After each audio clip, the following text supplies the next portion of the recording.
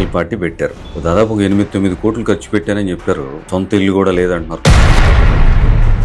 చిరంజీవి తమ్ముని కాదు, చంద్రబాబు నాయుడు కొడుకుని కాదు, లేకపోతే రాజశేఖర రెడ్డి గారి కొడుకుని కాదు. లీగల్గా వైసీపీ కాస్త బలహీనంగా ఉంది, తెలుగుదేశంతో పోల్చుకుంటే వాళ్ళకి లీగల్ సాయం కాస్త తక్కువగా అందుతుంది అనే మాట వైసీపీ నుంచి వ్యక్తం అవుతుంది. అసలు నాయకులు బలవుతారు. ఇప్పుడు జగన్మోహన్ రెడ్డి చేసినట్టు దుర్మార్గాలకి జగన్మోహన్ రెడ్డి బాగానే ఉన్నాడు. జనంలోంచి మార్పు రాకుండా మీరు చెప్తున్నట్టు జనంలోంచే కదా మార్పు రావాలి. ఆధారాలు లేకుండా అరెస్ట్ చేసి చంద్రబాబు నాయుడిని అక్రమ అరెస్ట్ చేశారు అని ప్రజలందరూ అనుకునేటట్టు చేసుకున్నారు. మీరు పసిగట్టారా ఎవరు పవర్లోకి వస్తారని 2024లో? పవన్ కళ్యాణ్ గెలుస్తాడని అయితే మాత్రం నాకు ఊహలేదు. ఎమ్మెల్యేస్కి సంబంధించి ఫోన్ కాల్స్ రికార్డింగ్స్ ఏవైతే ఉన్నాయో ఎక్కువగా ఆరోపణలు వస్తున్నాయి ఎమ్మెల్యేల మీద. దాన్ని సంఖలో పెట్టుకుని తీసుకెళ్ళిన ఎస్పీని అడగండి, లేకపోతే ప్రిన్సిపల్ సెక్రటరీని అడగండి, లేకపోతే 2 కోట్లు తీసుకుని సంతకం పెట్టిన అనితని అడగండి. తెలుగుదేశం ప్రభుత్వం వచ్చిన తర్వాత ఈ 14 నెలల పాలనలో రెడ్ బుక్ రాజ్యాంగం ఒకటి అమలవుతుందనేది వైసీపీ నుంచి ఆందోళన. ఏపీ బ్రాండ్ ఇమేజ్ని చెడగొడుతుంది జగన్మోహన్ రెడ్డి కాదు, ఏపీ బ్రాండ్ ఇమేజ్ని చెడగొడుతుంది నువ్వు, మీ నాన్న, మీ అన్నయ్య పవన్ కళ్యాణ్. రాజధాని కట్టడానికి అనుకూలమైన ప్రదేశం కాదంటారా ఏంటి? 400-500 ఏళ్ల సంవత్సరాల క్రితం అద్భుతంగా డెవలప్ అయిన సిటీ హైదరాబాద్ వర్షానికి నిన్న ఎలా అయిపోయింది? Welcome to politent media. నా పేరు రమాకాంత్. జై భీమ్రావ్ భారత్ పార్టీ అధ్యక్షులు, మాజీ న్యాయమూర్తి, ప్రస్తుతం హైకోర్టు న్యాయవాది జడా శ్రావణ్ గారు ఈరోజు మన ప్రత్యేక అతిథి. నమస్కారం శ్రావణ్ గారు. నమస్తే. క్లయింట్లు భారీ ఎత్తున వస్తున్నట్టున్నారు. హైకోర్టు న్యాయవాదిగా ఒక పక్క ఈ బాధ్యతలు నెరవేరుస్తూ మరోవైపు పార్టీ బాధ్యతలు కూడా అదే స్థాయిలో నెరవేరుస్తున్నారు. ఒంటి చేతులు లాగేస్తున్నారని ప్రస్తుతానికి నా బ్రతుకు తెరువంత లా ప్రొఫెషన్ మీద ఉంది. సో పాలిటిక్స్ అనేది కొంచెం ఇష్టపడి వచ్చిన ఫీల్డ్ కాబట్టి, సో పాలిటిక్స్లో మనం యాక్టివ్గా ఉండాలి అంటే ప్రజలతో కొంచెం సంబంధాలు ఉన్నాయి. సో ఖచ్చితంగా ప్రొఫెషనల్గా బోత్ ది వేస్ నా బతుకు తెరకు ఉపయోగపడుతుంది. అట్ ది సేమ్ టైం ఇప్పుడున్న ప్రస్తుతం ఉన్న పొలిటికల్ సినారియోలో న్యాయం కోసం మరి క్రేవింగ్ ఉన్నటువంటి బాధితుల సంఖ్య పెరుగుతున్న పరిస్థితుల్లో సో ఒక న్యాయవాదిగా కూడా ఆ బాధ్యతలు నిర్వర్తిస్తున్నాను. అట్ ది సేమ్ టైం పొలిటీషియన్గా కూడా కొంచెం నాకున్న పరిధిలో విత్ ఇన్ ఫ్రేమ్వర్క్లో I'm trying to justify both the things. ఇప్పుడు మీరు న్యాయమూర్తిగా పదవి విరమణ చేశారు. ఏంటి మీ నేపథ్యం ఏంటి? అంతకుముందు ఏం జరిగింది? 10 సంవత్సరాలు న్యాయమూర్తిగా కూడా పనిచేశారని చెప్పి. అంటే సో బేసిక్గా చాలా యంగ్ ఏజ్లోనే ఒక రెస్పాన్సిబుల్ పొజిషన్లోకి వెళ్ళిపోయాను. అంటే నేపథ్యం అంటే మిడిల్ క్లాస్ ఫ్యామిలీ. మా ఫాదర్ ఒక ఏపీఎస్సిబి డిపార్ట్మెంట్లో ఒక లైన్మెన్గా పనిచేసి, అంటే మిడిల్ క్లాస్ ఫ్యామిలీ. బట్ పెద్ద ఆస్పిరేషన్స్ అయితే ఏం లేవు చిన్నతనం నుంచి అంబేద్కరిజం పట్ల ఇంకోటో. కానీ కొన్ని అనివార్యమైన పరిస్థితుల్లో లా చదవాల్సి వచ్చింది. సో లా ఎప్పుడైతే కంప్లీట్ అయిందో, ఆంధ్ర యూనివర్సిటీలో లా కంప్లీట్ అయిన తర్వాత అనుకోకుండా జ్యుడిషియరీ ఎగ్జామ్స్కి వెళ్ళటం. సో ఫస్ట్ అటెంప్ట్లోనే జ్యుడిషియల్ ఆఫీసర్గా సెలెక్ట్ అయిపోవటం. సో అంటే చాలా ఎంగేజ్లో జ్యుడిషియల్ ఆఫీసర్గా వెళ్ళిపోయిన తర్వాత ఇనీషియల్గా ఈ సమాజం పట్ల, అంబేద్కరిజం పట్ల నాకు అంత అవగాహన లేదు. ఏదో డిగ్రీలో కాలేజీ ప్రెసిడెంట్ పాలిటిక్స్లో ఉన్నాం తప్ప ఈ ప్రజల జీవన విధానం ఎలా ఉంటుంది, ప్రజలకి ఏమైనా చేయాలి, సో ఇది అంత సీరియస్గా చిన్నతనం నుంచి నాలో అయితే ఏం లేదు. బట్ డౌన్ ది లైన్ ఒక 10 సంవత్సరాలు ఆఫీసర్గా వర్క్ చేసిన సందర్భంలో నాకు అంటే ప్రజలకి న్యాయం అందించడంలో ఈ సిస్టమ్ ఎలా ఫెయిల్ అయిందో అర్థమైంది. ఫర్ ఎగ్జాంపుల్, ఇప్పుడు ఒక వ్యక్తి మర్డర్ చేశాడంటే, ఒక వ్యక్తి మర్డర్ చేసినా, రేప్ చేసినా, ఆ వ్యక్తిని సిస్టమ్ ముందుకు తీసుకొచ్చి, కోర్టు ముందుకు తీసుకొచ్చి శిక్ష వేయించటంలో చాలా సిస్టమ్స్ కలిసి పనిచేస్తాయి. సామాన్యుడికి ఏం తెలుస్తుంది? ఇప్పుడు ఒక కామన్ మ్యాన్ ఉన్నాడు, కామన్ మ్యాన్కి ఏం తెలుస్తుంది? ఫర్ ఎగ్జాంపుల్, బాలకృష్ణ ఒక అతన్ని బెల్లంకొండ సురేష్ని పిస్టల్తో కాల్చేసాడు, అది తెలుసు. ఇన్ బిట్వీన్ బాలకృష్ణని కేసులో వదిలేశారు. సో సామాన్యుడికి ఇవి రెండే తెలుస్తాయి. ఇన్ బిట్వీన్ జరుగుతున్న సిస్టమ్స్లో జరుగుతున్న ల్యాప్సెస్ తెలియదు, తనకి లాక్నాస్ ఎక్కడ ఉన్నాయో తెలియదు. సో ఏమనుకుంటాడు, బాలకృష్ణ కాల్ చేశాడు, బాలకృష్ణని కోర్టు వదిలేసింది. సో ఎందుకు వదిలేసింది కోర్టు, ఎందుకు కాల్చాడు, కాల్చడం అనేది ఫ్యాక్ట్, వదిలేయటం అనేది ఫ్యాక్ట్. ఇన్ బిట్వీన్ జరిగినటువంటి ఇష్యూస్ పట్ల సామాన్యుడికి అవసరం లేదు. సో అలాగే కోర్టులో ఒక వ్యక్తి ఒక మర్డర్ చేసినప్పుడు, ఇప్పుడు బాలకృష్ణ ఒక అతన్ని కాల్చాడు అని చెప్పి కోర్టులో నిరూపించాల్సిన దానికి ఎవరు నిరూపించాలి, పోలీసులు నిరూపించాలి. దాని కోర్టులో ఆర్గ్యూ చేయాల్సింది ఎవరు, పబ్లిక్ ప్రాసిక్యూటర్ ఆర్గ్యూ చేయాలి. దాన్ని సాక్షుల్ని మొత్తాన్ని సేకరించి మొత్తం చేయాల్సింది పోలీస్ డిపార్ట్మెంట్. అంటే పోలీస్ డిపార్ట్మెంటు, మెడికల్ డిపార్ట్మెంటు. ఇప్పుడు బాలకృష్ణ కాల్చేటప్పుడు ఆయన మానసిక పరిస్థితి బాగాలేదని డాక్టర్ సర్టిఫికేట్ ఇచ్చాడు. ఈ విషయం ఎంతమందికి తెలుస్తుంది? అప్పుడున్నటువంటి రాజశేఖర్ రెడ్డి హెల్ప్ చేశాడా, లేకపోతే ₹1 కోటి ఇచ్చారా, 2 కోట్లు ఇచ్చారా సర్టిఫికేట్ ఇవ్వడానికి? Nobody nose.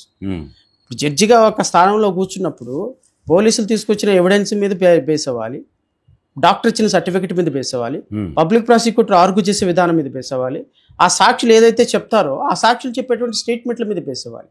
So as a merely execution machine మాత్రమే జడ్జి అనేటువంటి వ్యక్తి. ఈ మధ్య కొద్దిగా ప్రొయాక్టివ్ అయిపోయి కామెంట్స్ పాస్ చేస్తున్నారు. అసలు జడ్జి అంటే ఏంటి? You don't know anything, you doesn't know anything, he just only A person. Opposite party, యువతల పక్క పార్టీ చెప్పి మిడిల్ మ్యాన్గా తీర్పు చెప్పాల్సినటువంటి బాధ్యత. కానీ ఇప్పుడు ఏమైపోతుంది అంటే, పిటిషనర్ ఎవరైతే బాధితులు వెళ్తున్నారో ఆ బాధితుల తరపున వినేసి అవతల పక్క వినకుండా కూడా జడ్జిమెంట్ ఇచ్చేస్తున్నారు. That is a different issue. అసలు జడ్జి న్యాయమూర్తి పాత్ర అంటే ఏంటంటే is only A tape recorder. అంటే కొన్ని సందర్భాల్లో తన డిస్క్రిప్షన్ పవర్ వాడొచ్చేమో కానీ. సో ఈ సిస్టమ్ని నేను దగ్గరగా అర్థం చేసుకున్న తర్వాత 10 సంవత్సరాల్లో నాకు తెలిసినంత వరకు కొన్ని వేల కేసులు నిజంగా జరిగినాయి అని చెప్పినప్పటికి కూడా పోలీసులు అజాగ్రత్త వల్ల, పొలిటీషియన్స్ ఇంటర్ఫిరెన్స్ వల్ల, పోలీసులు వాళ్ళకి సపోర్ట్ చేస్తున్న కారణంగా తెలిసి బాధితులకు న్యాయం చేయాలి కేసులు కొట్టేయాల్సి వచ్చింది. సో రియల్గా నేను ఆలోచించింది ఏంటంటే, ఎస్, ఎక్కడో కాదు, ఎవ్రీ కార్నర్లో సిస్టంలో లోపాలు అయితే ఉన్నాయి. జ్యుడిషియరీలో ఉన్నాయి, పోలీస్ డిపార్ట్మెంట్లో ఉన్నాయి, మెడికల్ ఫీల్డ్లో ఉన్నాయి, బాధితుల్ని మ్యానిపులేట్ చేసి వాళ్ళ చేత తప్పుడు సాక్ష్యాలు చెప్పించడంలో ఉన్నాయి. సో ఎవ్రీ స్టెప్లో జరుగుతున్న అన్యాయం ఎవరికి అంటే పేదవాడికి.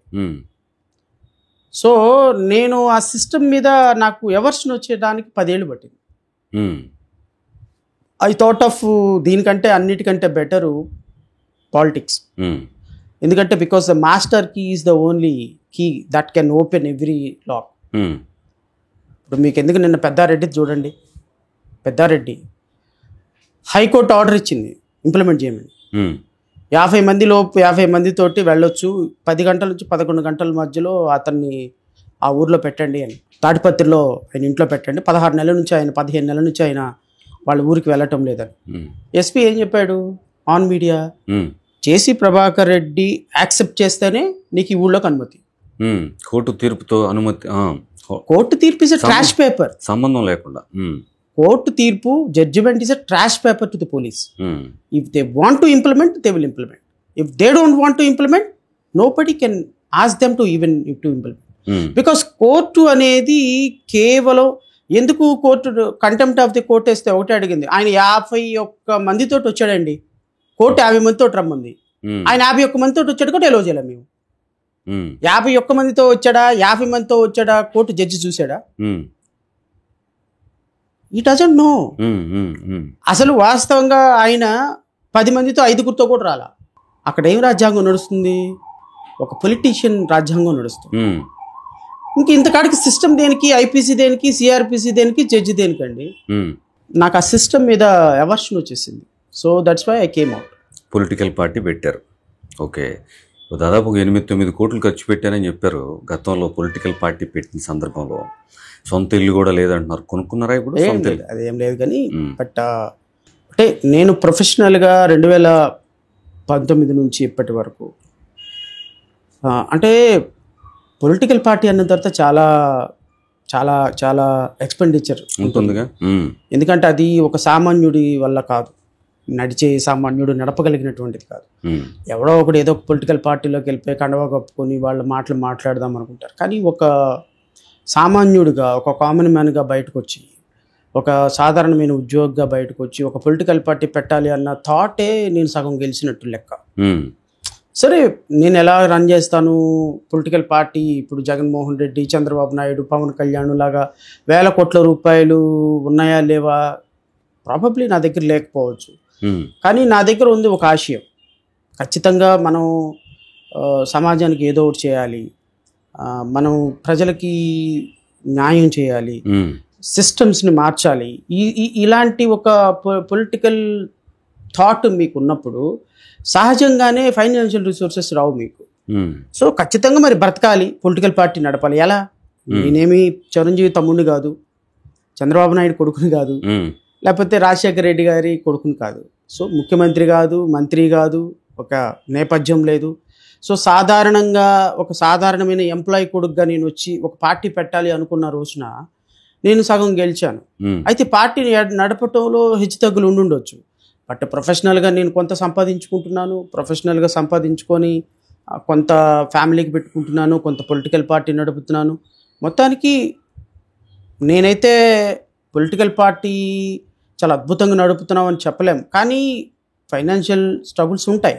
కానీ ఆ స్ట్రగుల్స్లో మన ఆశయం అనేది మరుగున పడిపోకూడదు. ఇప్పుడు ప్రభుత్వాలు మారినప్పుడల్లా జనరల్గా అన్ని వ్యవస్థలు కూడా ఏ ప్రభుత్వం అయితే వస్తుందో ఆ ప్రభుత్వానికి అనుకూలంగా మారుతాయి. న్యాయ వ్యవస్థ అందుకు మినహాయింపు అని మనం కాన్ఫిడెంట్గా చెప్పొచ్చా? కాన్ఫిడెంట్గా చెప్పడానికి లేదు, అబ్సల్యూట్లీ లేదు. ఎందుకు లేదు అంటే ఒకప్పుడు న్యాయ వ్యవస్థ, ఒకప్పుడు మీడియా, నేను ఒక ప్రశ్న అడుగుతాను, చెప్పండి మీరు. ఒకప్పుడు మీడియా లాగా ఇప్పుడు మీడియా ఉందా? ఒకప్పుడు మీడియా లాగా ఇప్పుడు మీడియా ఉందా? ఇప్పుడు ఒకప్పుడు పబ్లిక్కి సంబంధించిన అంశాలు మాత్రమే మీడియా ప్రొజెక్ట్ చేసేది. ఇప్పుడు ఏమైపోయింది, ప్రతి వాడి పర్సనల్ లైఫ్లోకి వెళ్ళిపోయింది. ఇప్పుడు నేనున్నాను, ఫర్ ఎగ్జాంపుల్ ఎక్స్ అనే పర్సన్ ఉన్నాడు. ఎక్స్ అనే పర్సన్ వాళ్ళ వైఫ్ మీద డైవర్స్ పిటిషన్ వేశాడు. డైవర్స్ పిటిషన్ వేసి వేరే అమ్మాయి తోటి సహజీవనం చేస్తున్నాడు. సహజీవనం చేయటం సుప్రీంకోర్టు ఇచ్చినటువంటి ఒక ఇది, రైట్ ఆర్ రాంగ్ అనేది పక్కన పెట్టారు. అంటే ఒక వైఫ్ మీద డైవర్స్ పిటిషన్ కోర్టులో పెండింగ్ ఉండగా ఇంకొక అమ్మాయిని పెళ్లి చేసుకుంటాడా లేదా అనేది వాళ్ళ పర్సనల్కి సంబంధించినటువంటి విషయం. అది మోరల్లీ రాంగా రైటా? కానీ మీడియా ఇప్పుడు ఎలా వెళ్ళిపోయింది అంటే, కొన్ని ప్రత్యేకమైనటువంటి మీడియాలు కంప్లీట్గా పర్సనల్ లైఫ్స్లోకి వెళ్ళిపోయి అదే మార్నింగ్ నుంచి ఈవినింగ్ వరకు చేసేటువంటి దుర్మార్గమైన స్థాయికి వచ్చేసింది. అంటే మీడియా మారింది, పొలిటికల్ సిస్టమ్ మారింది, మనుషుల ఆలోచన విధానం మారింది, లైఫ్ స్టైల్ మారింది, యూత్ ఆలోచన విధానం మారింది. మరి జ్యుడిషియరీ కూడా మారాలి కదా. How can you expect that judiciary will be only stagnant? మంచిగా మారితే ప్రాబ్లం లేదు, కానీ అన్ని సిస్టమ్స్ అన్ని మంచిగా మారినాయా? కాదు కదా. సో మంచి చెడు అనేది మనం చూసే కళను బట్టి ఉంటుంది. బట్ న్యాయ వ్యవస్థ కూడా మారుతుంది. ఎందుకు మారుతుంది అంటే, ఒకప్పుడు న్యాయమూర్తులు, నేను అనుకోవటం, ఒకప్పుడు న్యాయమూర్తులు పేపర్లు చూసి జడ్జిమెంట్లు, సుప్రీంకోర్టు, హైకోర్టు ప్రెసిడెంట్స్ చూసి, మీ ముందున్న పేపర్లు చూసి జడ్జిమెంట్లు ఇచ్చేవారు. ఇప్పుడు న్యాయమూర్తులు జడ్జిమెంట్లు ఇచ్చేటప్పుడు ఇంకొక అదర్ ఫ్యాక్టర్ ఎక్కువగా పనిచేస్తుంది, దట్స్ మీడియా. అంటే మీడియా ట్రయల్ అనేది న్యాయమూర్తులు ఇచ్చే జడ్జిమెంట్ల మీద చాలా సీరియస్ ఇంప్లికేషన్స్ ఇస్తుంది. ఈ కేసులో బెయిల్ ఇస్తే మీడియా నన్ను టార్గెట్ చేస్తేమో, ఈ కేసులో మీడియా ఇస్తే బెయిల్, ఈ కేసులో శిక్ష ఇస్తే నన్ను సోషల్ మీడియాలో ట్రోల్ చేస్తారేమో. This is how the tendency has been increased now. It's drastically is impacting the minds on the judges. So ఇప్పుడు రీసెంట్గా జగన్మోహన్ రెడ్డి కేసులో ఒక కేసులో స్టే ఇచ్చినప్పుడు, ఆయన మాచర్లో వెళ్తే ఒక కార్ యాక్సిడెంట్లో ఒక సింగయ్య అని చనిపోయినటువంటి వ్యక్తి, దాని మీద ఓపెన్గా జడ్జి గారే కామెంట్ చేశారు, సారీ స్టేట్ ఆఫ్ అఫైర్స్, నా మీద ఇంత ట్రోలింగ్ చేస్తున్నారు స్టే ఇస్తే. సో అందువల్ల ఆయన he received all the cases. నేను ఇంక నుంచి కేసులు ఏం విననని, జగన్మోహన్ రెడ్డి కేసులు విన్నాను. ఇప్పుడు ఇంకోసారి ఇంకొక దగ్గరకు వస్తే ఆ జడ్జి కూడా నేను వినను అన్నాడు. ఇంకో ఇంకొక జడ్జి దగ్గరకు వస్తే ఆయన నేను విన్నాను అన్నాడు. అంటే జడ్జెస్ ఎలా అయిపోయినారంటే, వాళ్ళ కాన్షియస్కి అనుగుణంగా జడ్జిమెంట్లు ఇవ్వాల్సిన పరిస్థితుల్లో ఈ మీడియా, దీని పొలిటికల్ ఎస్పిరేషన్స్ ఇవన్నీ కూడా వాళ్ళ మీద పనిచేస్తూ, వాళ్ళు బెయిల్ ఇవ్వాలంటే ఏమవుద్ది, స్టే ఇవ్వాలంటే ఏమవుద్ది, ఈ కేసు వింటే ఏమవుద్ది, ఈ కేసు వినకపోతే ఏమవుద్ది, ఈ కేసు ఎగ్జాంపుల్ నేను ఒక మాట చెప్తానండి. పవన్ కళ్యాణ్ మీద ఒక 6 months 8 months బ్యాక్ కేసు వేశాను. వాలంటీర్స్ని తిట్టారు, వాలంటీర్స్ని ప్రాస్టిట్యూట్స్ అన్నాడు, ప్రాస్టిట్యూట్ హోమ్స్ నడుపుతున్నారు అని అన్నారు అని. ఆ కేసులో ఒక 9 నెలల పాటు వినటానికి ఇష్టపడలేదు జడ్జి. రీజన్ ఏంటి? I don't know. He instructed the staff not to list the case. So అంటే ఏంటి అంటే ఎందుకనో తెలియదు కానీ జ్యుడిషియరీలో మీడియా ప్రభావం, సోషల్ మీడియా ప్రభావం ఈ మధ్యకాలంలో చాలా ఎక్కువ కనిపిస్తుంది అనిపిస్తుంది. So this is very bad. In fact this is not good for the system. Okay, high court ఈ మధ్య సర్క్యులర్ కూడా ఇచ్చింది మ్యాజిస్ట్రేట్లకి. ఎందుకు ఇచ్చింది అక్కడ దాకా పరిస్థితి అంటే? జ్యుడిషియల్ ఆఫీసర్స్గా కింద ఉన్న న్యాయమూర్తులు ఎప్పుడు కూడా 7 సంవత్సరాల లోపు జైలు శిక్ష పడేటువంటి కేసులు లో అరెస్టు జరిగినప్పుడు రిమాండ్ ఎంటర్టైన్ చేయకూడదు. ఓన్లీ వాళ్ళకి 41 నోటీస్ ఇచ్చి పంపించేసేయాలి. అంటే చట్టం చెప్పింది కాబట్టి. అన్ఫార్చునేట్ సిచ్యువేషన్ ఏంటి అంటే ఏ కేసులో ఏ ముద్దాయిని తీసుకొచ్చినా, ఏ సెక్షన్స్ పెట్టినా రిమాండ్ ఎంటర్టైన్ చేస్తున్నారు. సోషల్ మీడియా ఉందండి. ఇప్పుడు మీరు పోస్ట్ పెట్టినప్పుడు తెలుగుదేశం పార్టీకి సంబంధించి పవన్ కళ్యాణ్, ఫర్ ఎగ్జాంపుల్ పవన్ కళ్యాణ్ అనేటువంటి వ్యక్తి ఆ సినిమా హీరోయిన్కి అధికారికంగా కారు పంపించాడు, ఉప ముఖ్యమంత్రి కారు పంపించాడు. ఆమెను ఎయిర్పోర్ట్ దగ్గర నుంచి తీసుకొని వచ్చి సెక్రటేరియట్లో పెట్టి మొత్తం ఆమెకి సెక్రటేరియట్ నుంచి కారు వెళ్ళి మొత్తం చూసి అధికారికంగా ఆవిడకి పోలీసులు లాంఛనాలతోటి ఆవిడకి గెస్ట్ హౌస్ మొత్తం ఏర్పాట్లు చేశారు. అంటే ఒక పవన్ కళ్యాణ్ అనేటువంటి ఒక ఉప ముఖ్యమంత్రి సినిమాలో నటించిన కారణంగా ఆ అమ్మాయికి అధికారిక లాంఛనాలు, ఆ హీరోయిన్కి కార్లు, ప్రభుత్వ కార్లు. ఇప్పుడు ఆ ప్రభుత్వ కారు వాడటానికి డబ్బులు ఎవరు కట్టారండి? ఆ ప్రభుత్వ కారుకి ఫ్యూల్ ఎవరు కొట్టించారు? ఆమె వచ్చిన దగ్గర నుంచి వెళ్ళేంత వరకు ప్రభుత్వ కార్యక్రమాలు పవన్ కళ్యాణ్ డబ్బులు కాదు కదా, పబ్లిక్ మనీయే కదా. పబ్లిక్ మనీ అంటే ఎవరు? మీరు కట్టింది, నేను కట్టింది, మన సామాన్యమైన రిక్షా అన్న కట్టింది, ఇంట్లో పనిచేసే అక్క, సెక్యూరిటీ గార్డ్ అన్న, వీళ్ళు కట్టిన డబ్బులే. వీళ్ళు ఒక సబ్బు కొంటే 50 రూపాయలు సబ్బు కొంటే 15 రూపాయలు ట్యాక్స్ ఉంది. ఒక 100 రూపాయలు పెట్రోల్ కొట్టించుకుంటే 40 రూపాయలు ట్యాక్స్ ఉంది. ఒక హోటల్కి వెళ్ళి ఒక భోజనం చేస్తే 100 రూపాయలలో 20 రూపాయలు ట్యాక్స్ ఉంది. అంటే ప్రతి రూపాయిలో 20 పైసలు 30 పైసలు ట్యాక్స్ తీసుకుంటున్న రాష్ట్ర ప్రభుత్వం నేనిచ్చానని చెప్పటం ఎంత తప్పో, ఇట్లా హీరోయిన్లకి, డైరెక్టర్లకి, వీళ్ళకి పదవులు ఇచ్చి ప్రభుత్వ సొమ్మును పెట్టడం కూడా తప్పే. ఇలాంటి వాటికి డబ్బులు ఖర్చు పెట్టే పరిస్థితుల్లో దీన్ని మనం ప్రశ్నిస్తే, ఫర్ ఎగ్జాంపుల్ మీరు పోస్ట్ పెట్టారు అట్లా కారు పంపించకూడదని, నేను దాన్ని లైక్ చేశా, నన్ను తీసుకొచ్చి అరెస్ట్ చేస్తే ఎట్లా? మీరు పోస్ట్ పెట్టినందుకు మిమ్మల్ని అరెస్ట్ చేస్తే ఎట్లా? సో ఇట్లా అరెస్ట్ చేసిన వాళ్ళందరినీ రిమాండ్ పెట్టి తీసుకెళ్తే జడ్జిలందరూ రిమాండ్లు ఇచ్చేసారు. ఎందుకు? పవన్ కళ్యాణ్ చెప్పాడు కాబట్టి. పవన్ కళ్యాణ్ అరెస్టులు, సోషల్ మీడియా అరెస్టులు చేయమన్నారు కాబట్టి అరెస్టులు చేసేసారు. ఇప్పుడు ఎందుకు లేవు మరి అరెస్టులు? మరి సోషల్ మీడియా ఇప్పుడు కూడా వర్క్ చేస్తుంది. అంటే ఇది ఒక ట్రెండ్ అనమాట. సో జడ్జెస్కి ఎందుకు హైకోర్టు సర్క్యులర్ ఇవ్వాల్సి వచ్చింది అంటే, so it is a sequence. You understand the sequence. Pawan Kalyan అప్పటి వరకు సోషల్ మీడియా మీద అరెస్టులు లేవు. పవన్ కళ్యాణ్ ఎప్పుడైతే ఆయన పిఠాపురం సభలో అనిత హోమ్ మినిస్టర్గా సరిగ్గా పనిచేయటం లేదు, నేను హోమ్ మినిస్టర్ తీసుకుంటూ చూపిస్తాను, సోషల్ మీడియా వాళ్ళని అరెస్ట్ చేయటం లేదని చెప్పేసి ఎప్పుడైతే వార్నింగ్ ఇచ్చాడో, సాయంత్రానికి కేబినెట్ సమావేశం జరిగింది. సాయంత్రానికి హోమ్ మినిస్టర్ అనితకి ఎవరెవరైతే పోస్టులు షేర్ చేశారో, పోస్టులు పెట్టారో వాళ్ళందరినీ అరెస్ట్ చేయమని చెప్పారు. అందరిని తీసుకుని వెళ్ళిపోయి అది ఏం కేసు, ఎందుకు కేసు అని ఆలోచించే పరిస్థితి లేదు. పోస్ట్ షేర్ చేస్తే అసలు ఇంకా నయం. అదృష్టం ఏంటి అంటే పోస్ట్ చూసిన వాళ్ళని కూడా అరెస్ట్ చేయాల, అదొక్కటే చేయాల పోలీసులు. Thanks to police. Okay, arrest చేసి రిమాండ్ పెట్టడం. రిమాండ్ పెడితే జడ్జెస్, మెజిస్ట్రేట్లు రిమాండ్ కళ్ళు మూసేసుకుని రిమాండ్ యాక్సెప్ట్ చేశారు. సో అది కరెక్ట్ కాదు అని హైకోర్టు చెప్పింది by way of circular. Right sir. ఇప్పుడు గత ప్రభుత్వాన్ని చూశారు, ఇప్పుడు ప్రభుత్వాన్ని చూస్తున్నారు. లీగల్ సాయం, లీగల్గా వైసీపీ కాస్త బలహీనంగా ఉంది, తెలుగుదేశంతో పోల్చుకుంటే వాళ్ళకి లీగల్ సాయం కాస్త తక్కువగా అందుతుంది అనే మాట వైసీపీ నుంచి వ్యక్తం అవుతుంది. ఎక్కడి నుంచి? జడ్జెస్ దగ్గర నుంచి అంటారా? జ్యుడిషియరీ దగ్గర నుంచి. So I don't think so.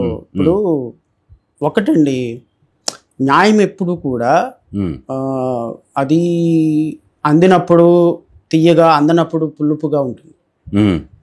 This is a human psychology. దాన్ని మనం బ్రాడ్ కాన్సెప్ట్లో అర్థం చేసుకోవాలి తప్ప ఇప్పుడు ఒక సిస్టంలో ఒక చిన్న లొసుగుంది కదా అని సిస్టమ్నే మనం తప్పు అనలేం. So to the best of my knowledge, నాకున్న లిటిల్ నాలెడ్జ్లో సిస్టమ్తో అనుబంధంతో నేను ఒకటైతే చెప్పగలను, అబ్దుల్ కలాము ఆయన అంత గొప్ప నాయకుడు లేకపోతే ఒక తాత్విక వ్యవస్థ ఏదైనా కానీ ఆయన ఒక మాట అంటాడు, ఈ దేశానికి లాస్ట్ హోప్ జ్యుడిషియరీ. జ్యుడిషియరీ లేకపోతే ఈ దేశంలో ఇంకా ప్రజాస్వామ్యం లేదు. ఎందుకంటే అన్ని సిస్టమ్స్ చచ్చిపోయినాయి. జ్యుడిషియరీ ఒక్కటే కామన్ మ్యాన్కి ఈ దేశంలో హోప్ నిలబెడుతుంది. అది సుప్రీంకోర్టు కావచ్చు, హైకోర్టులు కావచ్చు, కింద కోర్టు న్యాయస్థానాలు కావచ్చు. Otherwise democracy will die. So న్యాయస్థానాల్లో తప్పుడు తీర్పులు ఒక సందర్భంలో 2 సందర్భంలో రావచ్చు. లేకపోతే ఒక న్యాయమూర్తి, ఇప్పుడు మొన్న ఏదో న్యాయమూర్తి దగ్గర నోట్ల కట్టలు 1000 కోట్ల రూపాయలు 100 కోట్లు దొరికినాయి అని సుప్రీంకోర్టు కూడా దాని మీద విచారణ చేసింది. అంత మాత్రం చేత న్యాయమూర్తులను మనం తప్పని. వైసీపీకి న్యాయ సహకారం తక్కువగా అందుతుంది, న్యాయ సహకారం జడ్జెస్ దగ్గర నుంచి సపోర్ట్ లేదు. కేసులు ఫైల్ చేసినప్పుడు వీళ్ళ వైపు నుంచి వాదనలు కూడా బలహీనంగా ఉన్నాయి. నేను అదే చెప్తున్నాను, that is what I wanted to say. ఇప్పుడు న్యాయవాదులు వినిపించేటువంటి సుదీర్ఘమైన వాదనలు లేకపోతే పదునైన వాదనలతోటి మీ జడ్జి కన్విన్స్ అవుతాడా లేదా అర్థమవుతుంది. అఫ్ కోర్స్ మీరు ఎంత బాగా ఆర్గ్యూ చేసిన జడ్జి ప్రిజుడైజ్ మైండ్తో ఉంటే వినడు, బయాస్డ్ మైండ్తో ఉంటే వినడు, అది వేరే విషయం.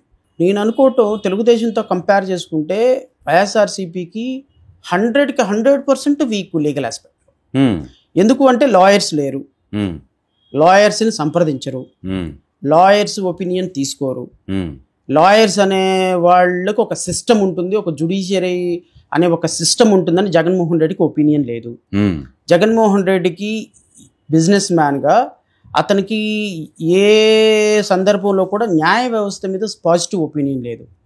సో అందుకోసమనే ఆయన లాస్ట్ 5 yearsలో అన్ని కేసెస్లో ఓడిపోవడానికి కారణం అదే. ఒక వర్కౌట్ చేయరు, ఒక లీగల్ నాలెడ్జబుల్ పర్సన్స్ ఉండరు, లీగల్ రిప్రజెంటేటివ్స్ ఉండరు, ఎఫెక్టివ్ లీగల్ టీమ్ తయారు చేసుకుందామనే కాన్సెప్ట్ ఉండదు. నాయకులు బలవుతున్నారుగా వరుస అరెస్టులతో. అబ్సల్యూట్లీ నాయకులు బలవుతారు. ఇప్పుడు జగన్మోహన్ రెడ్డి చేసినట్టు దుర్మార్గాలకి జగన్మోహన్ రెడ్డి బాగానే ఉన్నాడు. జగన్మోహన్ రెడ్డితో నమ్ముకున్న 150 మంది ఎమ్మెల్యేలు పోతున్నారు. ఆయన నమ్ముకున్నటువంటి ఓట్లు వేసినటువంటి వాళ్ళు అన్యాయం అయిపోతున్నారు. ఇప్పుడు వాళ్ళని తీసుకువచ్చి వాళ్ళని సపోర్టివ్గా బయటకు తీసుకొచ్చే సిస్టంలో కూడా వైఎస్ఆర్సీపీ లేదు. That's most unfortunate. ఇప్పుడు వాళ్ళకి లీగల్ సిస్టమ్ లేకపోవటం, వాళ్ళకి ఎఫెక్టివ్గా వాదనలు వినిపించే వాళ్ళు లేకపోవటం, అండ్ రెండోది వీళ్ళకి జ్యుడిషియరీలో వీళ్ళు అపాయింట్ చేసిన జడ్జెస్ కావచ్చు, లేకపోతే వీళ్ళ మీద సాఫ్ట్ కార్నర్ ఉన్న జడ్జెస్ కూడా లేరు. బట్ అన్ఫార్చునేట్లీ తెలుగుదేశానికి మొదటి నుంచి కూడా తెలుగుదేశం, నేను అనుకుంటే చంద్రబాబు నాయుడు ఆ జ్యుడిషియరీతో ఆ సత్సంబంధాలు మెయింటైన్ చేస్తూనే ఉన్నాడు. జ్యుడిషియరీతో ఆయన లాబింగ్ చేయటం, ఎన్వి రమణ దగ్గర నుంచి ఆయనకి మాజీ చీఫ్ జస్టిస్ ఎన్వి రమణ దగ్గర నుంచి, లేకపోతే ఇంకా చాలా మంది జడ్జెస్ తోటి ఆయనకి ఒక లాయల్ రిలేషన్షిప్ ఉంది. ఐఎమ్ నాట్ సేయింగ్ అదేదో తప్పుడు రిలేషన్షిప్ అని నేను అనను. ఒక సాఫ్ట్ కార్నర్, జ్యుడిషియరీని రెస్పెక్ట్ చేస్తాడు ఆయన. ఇప్పుడు నేను ఒక మాట చెప్తానండి, ఉండాలంటారా అనుబంధం, అంటే రిలేషన్ మెయింటైన్ చేయాలంటే నేను ఒక సింపుల్ ఎగ్జాంపుల్ చెప్తా. 2016 అనుకుంటా, మాకు కమర్షియల్ కోర్ట్స్ మీద A1 కన్వెన్షన్ హాల్లో కొంతమంది జడ్జెస్ని సెలెక్ట్ చేసి ఇక్కడ ట్రైనింగ్కి పిలిపించారు. అప్పుడు నేను కూడా ఉన్నాను ఆ ట్రైనింగ్. అప్పుడు చంద్రబాబు నాయుడు గారు చీఫ్ మినిస్టర్. ఆశ్చర్యం ఎలా అయిపోయామంటే మేమంతా భోజనాలు చేస్తుంటే చంద్రబాబు నాయుడు వడ్డించాడు, పప్పు తినండి, సాంబార్ తినండి, కూర తినండి అని. చంద్రబాబు నాయుడు గారు అందరికి జడ్జెస్కి వడ్డించుకుంటూ వెళ్ళాడు. ఒక ఫస్ట్ వరుసలో కూర్చున్న జడ్జెస్కి. యాక్చువల్గా మేము చాలా చిన్న జడ్జెస్లో, హైకోర్టు జడ్జెస్లో, సుప్రీంకోర్టు జడ్జెస్లో కాదు కదా, ఏదో ఒక మండల స్థాయి జిల్లా స్థాయి జడ్జెస్ ఉన్నాయి. మండల స్థాయి జిల్లా స్థాయి జడ్జెస్ మీటింగ్కి వస్తే దానికి ఆయన చీఫ్ గెస్ట్గా వస్తే అందరూ భోజనాలు చేసే టైంలో అందరికీ వడ్డించాడు ఆయన. ఇది అంటే సాఫ్ట్ కార్నర్ అంటే in the sense, not in the bad sense, the sense good sense. ఇప్పుడు ఆ జగన్మోహన్ రెడ్డికి అది లేదు, వాళ్ళ లాయర్కి అది లేదు, వాళ్ళు వినరు, అర్థం కాదు. అసలు మీరు ఒకటి చెప్పండి, 5 ఏళ్లలో జగన్మోహన్ రెడ్డి చేసిన అంశాలు చెప్పుకోవటానికి ఒక ప్రాపర్ పర్సన్, లీగల్ పర్సన్ ఉన్నాడు వాళ్ళకి? ప్రాపర్గా వాళ్ళు చేసిన విధానాన్ని ప్రజలకు చెప్పుకుంటంలో ఎంత ఫెయిల్ అయిపోయినారు. నేను 3 లక్షల కోట్లు ఇచ్చాను, నేను 2,89,000 కోట్ల డైరెక్ట్ బెనిఫిట్ సిస్టమ్ ద్వారా ఇచ్చాను, డిపిటీ ద్వారా ఇచ్చాను, ట్రాన్స్ఫర్ చేశాను, అది ఇచ్చాను, ఇది ఇచ్చానని జగన్మోహన్ రెడ్డి చెప్పుకోవటమే కానీ జగన్మోహన్ రెడ్డి చేసిన కార్యక్రమాలు, జగన్మోహన్ రెడ్డి చేసినటువంటి సంక్షేమ పథకాలు. చంద్రబాబుని విజయవంతంగా అరెస్ట్ చేశారు కదా, ఆ విషయంలో విజయవంతంగా ఎక్కడ అరెస్ట్ చేశారు సార్? చంద్రబాబు నాయుడిని అరెస్ట్ చేయటం అంత బ్లండర్ ఇంకొకటి లేదు జగన్మోహన్ రెడ్డికి. మీకు ఒక విషయం చెప్పనా, జగన్మోహన్ రెడ్డి 151 నుంచి 11 సీట్లకి పడిపోవటానికి 75% రీజన్ ఒకే అనేది. ఆ తర్వాత ఏం జరిగింది ఆ తర్వాత అనేది పక్కన పెడితే, లీగల్గా చంద్రబాబును మాత్రం అయితే అరెస్ట్ చేశారు కదా. ఏం అరెస్ట్ చేశారు చెప్పండి? నేను charge sheet piece to piece చదివా. అరెస్ట్ చేసే సందర్భంలో చంద్రబాబు నాయుడిని ఆధారాల సేకరణ కోసం అరెస్ట్ చేస్తామని రాశారు రిమాండ్ రిపోర్ట్. ఎవడని రాస్తాడట? పిచ్చోళ్ళు కాకపోతే ఆధారాల సేకరణ కోసం చంద్రబాబు నాయుడిని అరెస్ట్ చేశామని చెప్పేసి రాసి రిమాండ్ రిపోర్ట్ రాసుకొని వేసుకున్న అద్భుతమైన ప్రభుత్వం. అదేమి చంద్రబాబు నాయుడిని అరెస్ట్ చేసేస్తే అరెస్ట్ని జస్టిఫై చేయాలి. అరెస్ట్ని జస్టిఫై చేయాలంటే ఆధారాలు ఉండాలి. ఆధారాలు లేకుండా అరెస్ట్ చేసి చంద్రబాబు నాయుడిని అక్రమ అరెస్ట్ చేశారు అని ప్రజలందరూ అనుకునేటట్టు చేసుకున్నారు మీరు. అది వీక్ పాయింట్ కదా, అది మీ లీగల్ ఫెయిల్యూర్ కదా. చంద్రబాబు నాయుడిని కేవలం ఆధారాలకు సేకరణ కోసం అరెస్ట్ చేశారు, చంద్రబాబు నాయుడు తప్పు చేయలేదు అనేటువంటి ఒక ఇంప్రెషన్ ప్రజలందరికీ ఇవ్వడానికి కారణం Jaganmohan Reddy week legal team కదా. అది వీక్ పాయింట్ కదా. చంద్రబాబు నాయుడిని అరెస్ట్ చేసి పాముతో తల గోక్కోలేదా మీరు? ఇప్పుడు అది బౌన్స్ బ్యాక్ అవ్వలేదా? దానివల్ల మీ అధికారమే కోల్పోవడానికి కారణమైంది కదా. అందుకోసమనే నేను ఆ రోజే చెప్పా, మీడియాలో చెప్పా, కొన్ని వందల డిబేట్లలో చెప్పాము. చంద్రబాబు నాయుడిని అరెస్ట్ చేసిన తర్వాత తెలుగుదేశం బంద్కి పిలుపునిచ్చినప్పుడు మా పార్టీ కూడా బంద్కి మద్దతు ఇచ్చింది. ఎందుకు ఇచ్చింది అంటే, ఒక ముఖ్యమంత్రిని అరెస్ట్ చేసేటప్పుడు you should have a concrete proof. Even ఇప్పుడు నేను కూడా జగన్మోహన్ రెడ్డిని కూడా రేపు లిక్కర్ కుంభకోణంలో అరెస్ట్ చేయాలి, జగన్మోహన్ రెడ్డి కూడా రేపు లిక్కర్ కుంభకోణంలో అరెస్ట్ చేయాలి అంటే అరెస్ట్ చేయడానికి నేను ఖండిస్తా. ఎందుకు ఖండిస్తానంటే, జగన్మోహన్ రెడ్డి దగ్గర నుంచి ఆధారాలు లేకుండా ఒక ముఖ్యమంత్రిని అరెస్ట్ చేస్తే, ఒక మాజీ ముఖ్యమంత్రిని అరెస్ట్ చేస్తే it will give a very bad signal to the world. Andhra Pradesh యొక్క ప్రతిష్ట నేషనల్ లెవెల్లో దిగజారిపోద్ది. ఆధారాలు లేకుండా అరెస్ట్ ఒక వ్యక్తిని చేయకూడదు అనేది నా ఫర్మ్ ఒపీనియన్. రేపు జగన్ అరెస్ట్ చేసినా ఖచ్చితంగా మేము సపోర్ట్ చేస్తాం. మొన్న చంద్రబాబు నాయుడిని అరెస్ట్ చేసినా సపోర్ట్ చేస్తాం. బికాస్ అరెస్టు అనేది ఒక వ్యక్తి యొక్క ప్రాథమిక హక్కులు తీసుకోవడానికి ప్రయత్నం చేస్తున్నప్పుడు ఆధారాలు ఉండాలి అనేది నా పాయింట్. ఓకే, ఇప్పుడు జగన్మోహన్ రెడ్డి అబ్సల్యూట్లీ ఫెయిల్ అయిపోవడానికి కారణం అదే కదా సార్. ఓకే, ఇప్పుడు 2019లో మీరు పోటీ చేసినట్టున్నారు ఒక 40 స్థానాల్లో, 2024లో కూడా పోటీ చేశారు. మీకు రాజకీయంగా ఈ మధ్యకాలంలో జరుగుతున్న ప్రచారం ఏదైతే ఉందో, అదనపు ఓట్లు యాడ్ అయ్యాయని, ఈవీఎం ట్యాంపరింగ్ జరిగిందని, ఇలా రకరకాల రీజన్స్ చెప్తున్నారు కదా. మీ అనుభవాలు ఏంటి? మీరు ఎన్నికల్లో స్వయంగా పాల్గొన్నారు కదా. నేను అనుకోవటం, ఇప్పుడు ఎన్నికల్లో అక్రమాలు జరిగిన మాట వాస్తవం, 1000 కోట్ల రూపాయలు డంప్ చేసిన మాట వాస్తవం. బోత్ పార్టీస్, అది మీరు ఏ పార్టీ అయినా తీసుకోండి. ఈ ఓట్లు ఈవీఎంలు మ్యానిపులేషన్ అనే దాని మీద నేనైతే ఎండోర్స్ చేయను 100%. ఎందుకు ఎండోర్స్ చేయను అంటే, నేను మంగళగిరి కాన్స్టిట్యున్సీలో పోటీ చేశాను, మన నారా లోకేష్ మీద. ఓవరాల్ స్టేట్ మొత్తం 115 మంది పోటీ చేశాను ఈ 2024 ఎలక్షన్. మేము మా పర్సనల్ అనుభవాలు ఏంటి అంటే, ఎలక్షన్ ఈజ్ ప్యూర్లీ మనీ అండి, నథింగ్ ఎల్స్. ఇప్పుడు మీరు ఎలక్షన్ ఎలా అయింది అంటే, నేను పోటీలో నుంచుంటే, ఇప్పుడు ఈవెన్ మా పిల్లలు కూడా ఓటు హక్కు ఉంటే వాళ్ళకి ఒక భార్యకి కూడా ఓటు హక్కు ఉంటుంది. నీకు ఓటు వేయాలంటే నాకు శారీ కొనివ్వాలనే పరిస్థితి, నీకు క్రికెట్ బ్యాట్ కొనిస్తే ఓటేస్తాను అని కొడుకు అనే పరిస్థితి. అంటే ఎంత సిస్టమ్ వర్స్ట్ అయిపోయింది అంటే, నీ వెంట 24 గంటలు తిరిగి నీ సహకారం పొందిన ప్రతి ఒక్కళ్ళు కూడా డబ్బు ఇస్తేనే ఓటు. వాళ్ళు మంచితనం ఏంటి, మాట ఏంటి, ఏం అవసరం లేదు వాళ్ళకి. ఎలక్షన్లో పోటీ చేయాలి అంటే ఎమ్మెల్యే అయితే 50 కోట్లు ఖచ్చితంగా ఉండాలి, ఎంపీ అయితే 100, 150, 200 డిపెండ్ అపాన్ ఎదుటి వ్యక్తి యొక్క ఫైనాన్షియల్ పొజిషన్ మీద ఆధారపడడం. సో ప్యూర్లీ ఎలక్షన్ అంటే ఇంకా మీరు ఇక రాసి పెట్టుకోవటం మనీ. ఇది నాకు ప్రాథమికంగా అర్థమైనటువంటి అనుభవం. 20 లక్షలు, 30 లక్షలు, 40 లక్షలు పెట్టుకొని ఎలక్షన్లో దిగటం అంత పొరపాటు ఇంకోటి లేదు. ఈవెన్ ఈ దేశానికి అంబేద్కర్ లాంటి ఒక మహాన్నతమైనటువంటి వ్యక్తి, రాజ్యాంగం రాసినటువంటి వ్యక్తి ఈరోజు వచ్చి పోటీ చేసిన డిపాజిట్లు కూడా రావు. ఈ దేశానికి స్వతంత్రం తీసుకొచ్చిన మహాత్మా గాంధీ లాంటి వ్యక్తి పోటీ చేస్తే కనీసం 5,000 ఓట్లు కూడా రావు. అంటే ఎలా తయారైపోయిందంటే సిస్టము, ఒక్కొక్కడికి 50 కోట్లు, 100 కోట్లు ఎంత ఎక్కువ ఖర్చు పెడితే అంత మెజారిటీ వచ్చే పరిస్థితి. నారా లోకేష్ ఉన్నాడు. నారా లోకేష్ ఎలక్షన్కి 2019 ఎలక్షన్లో ఓడిపోయిన దగ్గర నుంచి గెలిచేంత వరకు మంగళగిరి కాన్స్టిట్యున్సీలో మీ ఇంట్లో ఒక ఎవరైనా పెళ్ళి ఉందనుకోండి, మీరు వెళ్ళిపోయి శుభలేఖ తెచ్చుకొని 2 లక్షలు తెచ్చేసుకోవచ్చు. ఎవరైనా చనిపోయినారనుకోండి, చనిపోయినారని చెప్పి 50,000 రూపాయలు తెచ్చుకోవచ్చు. ఎవరైనా పాప పుష్పవతి అయిందనుకోండి, వెళ్ళిపోయి ఆ కార్డు చూపించి 1,00,000 రూపాయలు తెచ్చుకోవచ్చు. అంటే ఇట్స్ బికమ్ అ ప్రెసిడెంట్. అంటే ఎవరు వచ్చినా కానీ వాళ్ళ డబ్బు ఇచ్చేదానికి ఒక సిస్టమ్ని ఏర్పాటు చేసి, అంటే కొన్ని కోట్ల రూపాయలు ఖర్చు పెట్టడం మొదటి రోజు నుంచే మొదలు పెట్టేశారు. ఎలక్షన్ అయిపోయిన దగ్గర నుంచి ఈవెన్ ఇప్పుడు కూడా అదే కంటిన్యూ అవుతా ఉంది. సో రేపొద్దున మీకు ఏదైనా ఇంట్లో ఒక శుభకార్యం జరిగినా, ఒక అశుభకార్యం జరిగినా, ప్రతి దానికి కూడా ఇదిగో 1,00,000 రూపాయలు తీసుకోండి, 2 లక్షల రూపాయలు తీసుకోండి, పెళ్లికి మంగళసూత్రము, పట్టు చీర, 1,00,000 రూపాయలు కామన్గా ఇచ్చేస్తున్న పరిస్థితుల్లో ఎలక్షన్ తాయిలాలు. ఆ డబ్బులు తీసుకున్నటువంటి వ్యక్తి వేరే వాళ్ళకి ఓటు ఎట్లా వేస్తాడండి?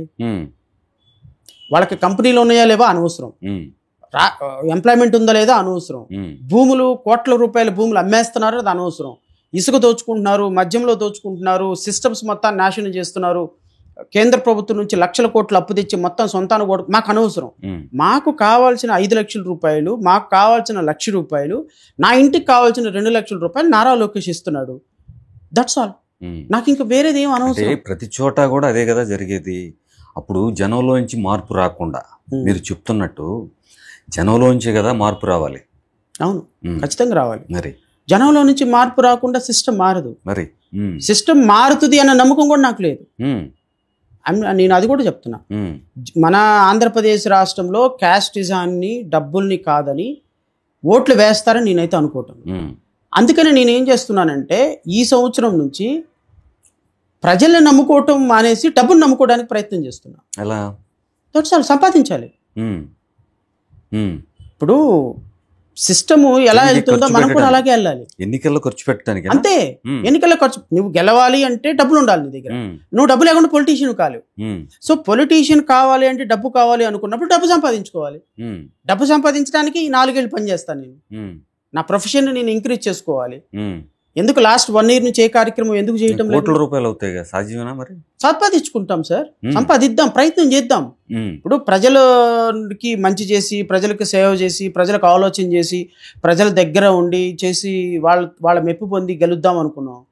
ప్రజలు ఆ విధంగా అప్రిషియేట్ చేయటంలో నువ్వు ఎంతైనా చెయ్యి, డబ్బు ఇస్తే ఓటేస్తాం. ఓకే, మీరు అంత సంపాదించి మళ్ళీ జనానికి పంచి ఖర్చు చేస్తే జనానికి పంచుతానని నేను చెప్పటంలో, నేను డబ్బు సంపాదించేది దేనికి? ఎలక్షన్లో ఖర్చు పెట్టాను. ఓకే, ఎలక్షన్లో ఖర్చు పెడతారు. రేపు పొద్దున ఎలక్ట్ అయ్యారే అనుకుందాం, అప్పుడు ఆ నిజాయితీగా ఉంటారని గ్యారంటీ ఏముంది? చెప్పలేము. We can't say. ఈ రోజు వరకు నిజాయితీగా ఉన్నాం, అంతవరకు సంతోషపడండి. రేపేంటో నాకు తెలీదు. రేపు నిజంగానే నేను ఎమ్మెల్యే అయిపోయిన తర్వాత, మినిస్టర్ అయిపోయిన తర్వాత నిజాయితీగా ఉంటానో లేదు. బట్ నిజాయితీగా ఉండడానికి ప్రయత్నం చేస్తా to the best of my ability. నిజాయితీగా ఉంటానని గ్యారంటీ లేదు, నిజాయితీగా ఉండనని గ్యారంటీ లేదు. బట్ యాజ్ ఆన్ టుడే నిజాయితీగా ఉన్నా. ఓకే, రేపు గెలిస్తే నిజాయితీగా ఉంటానో లేదో నాకు తెలియదు కదా. ఓకే, ఇప్పుడు 2019-24 మధ్య వైఎస్ఆర్ కాంగ్రెస్ పార్టీ మీద మీరు చాలా పెద్ద ఎత్తున కేసులు వేశారు. వైఎస్ఆర్ కాంగ్రెస్ పార్టీని ప్రతి అంశంలో విమర్శించారు. అది చంద్రబాబుకి అడ్వాంటేజ్ అయింది ఎలక్షన్లో అనేది కూడా ఒక ప్రచారం. ఎందుకంటే మీరు పెద్ద ఎత్తున ఫైట్ చేశారు కాబట్టి. మరి ఎందుకు ఎలక్షన్ ముందు 2 నెలల ముందు మీ వాయిస్ చేంజ్ చేశారు? తెలుగుదేశం ప్రభుత్వం మీద మీరు, అంటే తెలుగుదేశం పార్టీ మీద, అప్పటికి ప్రభుత్వం వైసీపీ, తెలుగుదేశం పార్టీని టార్గెట్ చేస్తూ మాట్లాడారు బిఫోర్ టూ మంత్స్, ఎలక్షన్ ముందు 2 నెలల ముందు. అంటే తెలుగుదేశం పార్టీని టార్గెట్ చేసి మాట్లాడలేదు. నేను దానికి క్లారిఫికేషన్ ఇస్తాను. సో ప్రజాస్వామ్యంలో ఎప్పుడూ కూడా ప్రభుత్వాల మీద పార్టీలన్నీ ఫైట్ చేయాలండి. ప్రజాస్వామ్యం అంటేనే పాలకపక్షం మీద ప్రతిపక్షాలన్నీ కలిపి ఫైట్ చేయాలి. ఫర్ ఎగ్జాంపుల్ 2018లో నేను చంద్రబాబు నాయుడు మీద, నారా లోకేష్ మీద 25,000 కోట్ల రూపాయల అక్రమాలు చేశారని కేసు వేశాను హైకోర్టులో. చంద్రబాబు నాయుడు మీద 2018లో చాలా సీరియస్గా ఫైట్ చేశాను. 2018 నుంచి 19 వరకు చంద్రబాబు నాయుడు హైకోర్టులో, ఈ హైకోర్టు అంటే 2019 హైకోర్టు ఇక్కడికి వచ్చిన తర్వాత మొట్టమొదటి ప్రజా ప్రయోజన వ్యాజ్యం నాదే, WP Pill 1 of 2019 అని. నేను పర్సనల్గా వ్యక్తిగతంగా వేసినటువంటి కేసు అది. ఎందుకంటే అప్పుడు కంపెనీలు తీసుకొస్తామని షెల్ కంపెనీలు సృష్టించి 25,000 కోట్ల రూపాయల కుంభకోణాలు చేశారని. సో ఎలక్షన్ అయిపోయింది, జగన్మోహన్ రెడ్డి ఎలక్ట్ అయిన తర్వాత మళ్ళీ నా ఫైటింగ్ చంద్రబాబు నాయుడు దగ్గర నుంచి జగన్మోహన్ రెడ్డి మీదకి షిఫ్ట్ అయింది. సో 2019 నుంచి 2024 వరకు నేను జగన్మోహన్ రెడ్డి మీద ఫైట్ చేశాను. సో ఫైట్ చేసిన పరిస్థితుల్లో నేను ఆ సందర్భంలో నేను చంద్రబాబు నాయుడు విమర్శించలేను కదా, ఎందుకంటే చంద్రబాబు నాయుడు దగ్గర పవర్ లేదు. 23 సీట్లు ఉన్నాయి, ఒక కానిస్టేబుల్ కూడా లెక్క చేయడు. సో డెమోక్రసీలో ప్రతిపక్షాలన్నీ కూడా కలిసి పాలకపక్షం మీద ఫైట్ చేయాలి అనేది నా ప్రిన్సిపల్. అంతేగాని పాలకపక్షంలోకి వచ్చిన ప్రభుత్వాన్ని వదిలేసి ప్రతిపక్షాన్ని తిట్టడం కాదు. ప్రతిపక్షాన్ని తిట్టడం అనేది డెమోక్రసీ కాదు, అది పెద్ద హీరోయిజం కూడా అనిపించుకోదు. నువ్వు ఫైట్ చేసేది ఎవరైనా ఉంటే ప్రభుత్వం మీద ఫైట్ చేయి, అంతేగాని ఓడిపోయిన వాళ్ళ మీద ఫైట్ ఎట్ట చేస్తావు అనేది. 2024కి ఎలక్షన్ ముందు అది చెప్తాను, అది కూడా వస్తాను. 2019 నుంచి 2024 వరకు కూడా నేను జగన్మోహన్ రెడ్డి మీద చాలా సీరియస్గా ఫైట్ చేశాను. బట్ ఏ సందర్భంలో తెలుగుదేశం ప్రభుత్వాన్ని సపోర్ట్ చేయాల. తెలుగుదేశం ప్రభుత్వాన్ని మీరు నా ఎంటైర్ 5 సంవత్సరాల్లో నేను ఎక్కడ మాట్లాడినా చంద్రబాబు నాయుడు గొప్ప అని కానీ, చంద్రబాబు నాయుడు నారా లోకేష్ అద్భుతమైనటువంటి పరిపాలన అందించారని వాళ్ళ పార్టీని ఒక్క సందర్భంలో కూడా పోగళ్ళ. ఒకే ఒక్క ప్రతి సందర్భంలో జగన్ మీద ఫైటింగ్ చేశాను నేను. సో సహజంగానే ప్రతిపక్షంలో ఉన్నటువంటి పార్టీ, 45 సంవత్సరాల ఇండస్ట్రీ అనేటువంటి పార్టీ, మాలాంటి వాళ్ళు ఫైట్ చేసిన ప్రతి సందర్భంలో వచ్చే అడ్వాంటేజ్ వాళ్ళకి వెళ్తుంది. అంతేగా, ఎందుకంటే మేము అంత స్థాయిలో లేం కాబట్టి. ఇప్పుడు నేను కూటమి ప్రభుత్వం మీద ఫైట్ చేస్తున్నానా, నేను మాట్లాడే ప్రతి మాట జగన్కి అడ్వాంటేజ్. అంతేగా, ఎందుకంటే నెక్స్ట్ లెవెల్లో వాళ్ళు ఉన్నారు కాబట్టి వాళ్ళు తీసుకోండి. ఆ విధంగా తెలుగుదేశానికి నేను సపోర్ట్గా మాట్లాడుతానని ఇంప్రెషన్ వచ్చింది. సో జగన్ మీద ఫైటింగ్ తెలుగుదేశానికి అడ్వాంటేజ్ అయింది. సో 2 నెలల ముందు ఎందుకు అంటే, ఒక్కసారి ఎలక్షన్లోకి వచ్చిన తర్వాత, ఎలక్షన్ ప్రాసెస్లోకి వచ్చిన తర్వాత నాకు చంద్రబాబు నాయుడు ప్రత్యర్థి, జగన్ ప్రత్యర్థి. సో అప్పుడు మీరు పసిగట్టారా ఎవరు పవర్లోకి వస్తారని 2024లో? నేను అనుకోవటం ఏంటి అంటే, కూటమి ప్రభుత్వమే వస్తుంది అనుకున్నాను. అంటే కూటమి ప్రభుత్వం అంటే పవన్ కళ్యాణ్ గెలుస్తాడని అయితే మాత్రం నాకు ఊహ లేదు. చంద్రబాబు నాయుడు ఖచ్చితంగా ముఖ్యమంత్రి అవుతారు. ఎందుకు అవుతారు అంటే, చంద్రబాబు నాయుడు గొప్ప అని నేను అనను, పవన్ కళ్యాణ్ గొప్ప అని నేను అనను, భారతీయ జనతా పార్టీ గొప్పదాను. జగన్మోహన్ రెడ్డి తప్పిదాల వల్ల వాళ్ళు ముఖ్యమంత్రి అయినారు. They are not efficient. వాళ్ళు చేసిన గొప్పతనం ఏం లేదు, పవన్ కళ్యాణ్ పొడిచింది ఏమి పెద్ద విషయాలు ఏం లేవు, పవన్ కళ్యాణ్ పోరాటాలు ఏం లేవు, పవన్ కళ్యాణ్ పెద్ద చేసింది ఏం కూడా ఏం లేదు, లేకపోతే ఆయన పెద్ద అడ్మినిస్ట్రేటర్ అని కాదు. జగన్మోహన్ రెడ్డి వైఫల్యం, జగన్మోహన్ రెడ్డి చేతకానితనం, జగన్మోహన్ రెడ్డి ఒక విధంగా వీళ్ళని ముఖ్యమంత్రిని చేశాడు. ఇప్పుడు పవన్ కళ్యాణ్ గురించి చెప్తున్నారు కదా, పవన్ కళ్యాణ్ మంత్రి అయిన తర్వాత ఆయన సమర్థత మీద మీ ఒపీనియన్ ఏంటి? చెప్పండి, ఏం సమర్థతగా ఉందో ఒక ప్రశ్న అడిగితే దానికి నేను సమాధానం. ఆయన సమర్థవంతంగా ఈ పని చేశాడు.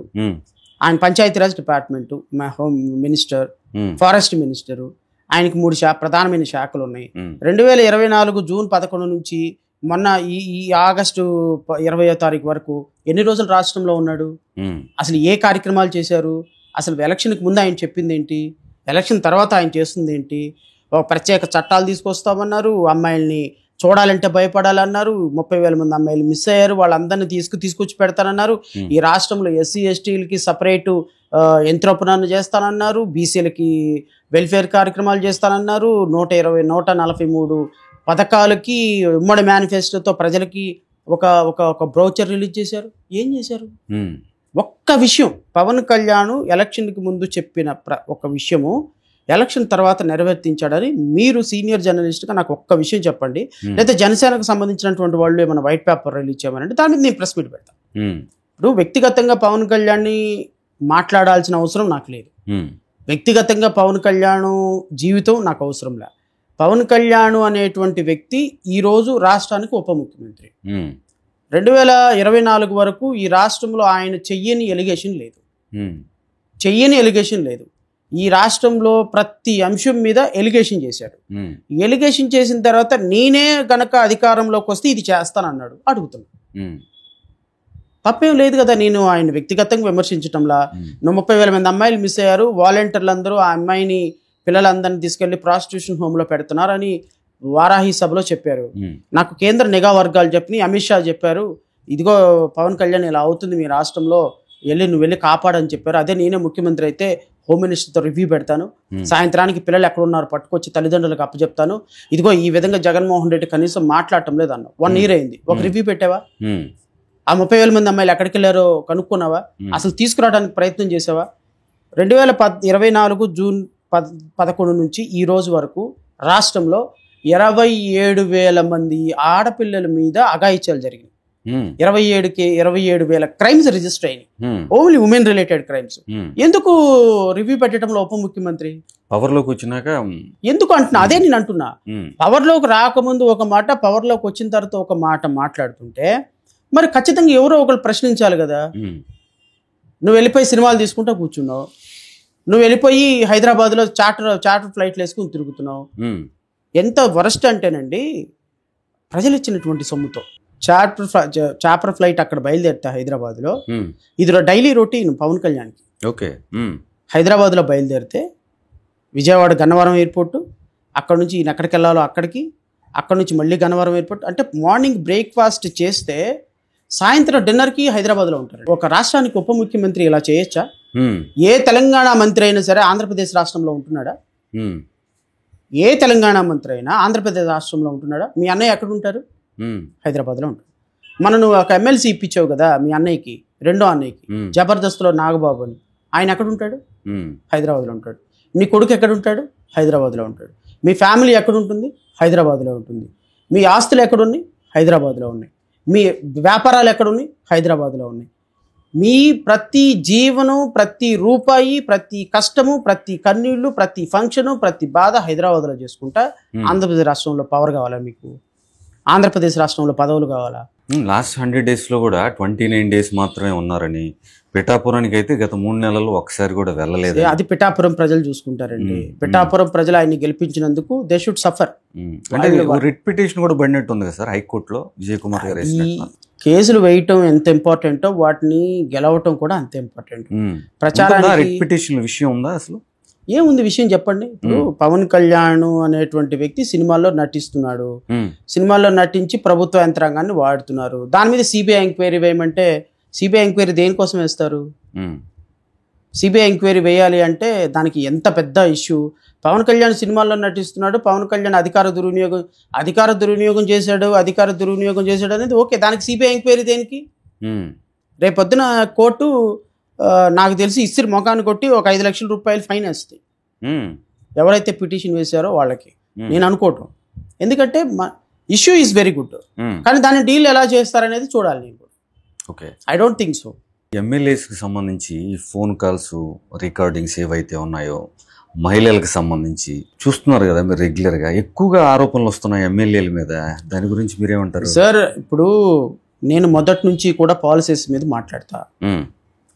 వ్యక్తిగతమైనటువంటి ఎమ్మెల్యేస్ కావచ్చు, మంత్రులు కావచ్చు, వ్యక్తిగతమైనటువంటి అంశాల జోలికి మీడియా కానీ వెళ్ళటం, రాజకీయ పార్టీలు వెళ్ళటం కరెక్ట్ కాదు.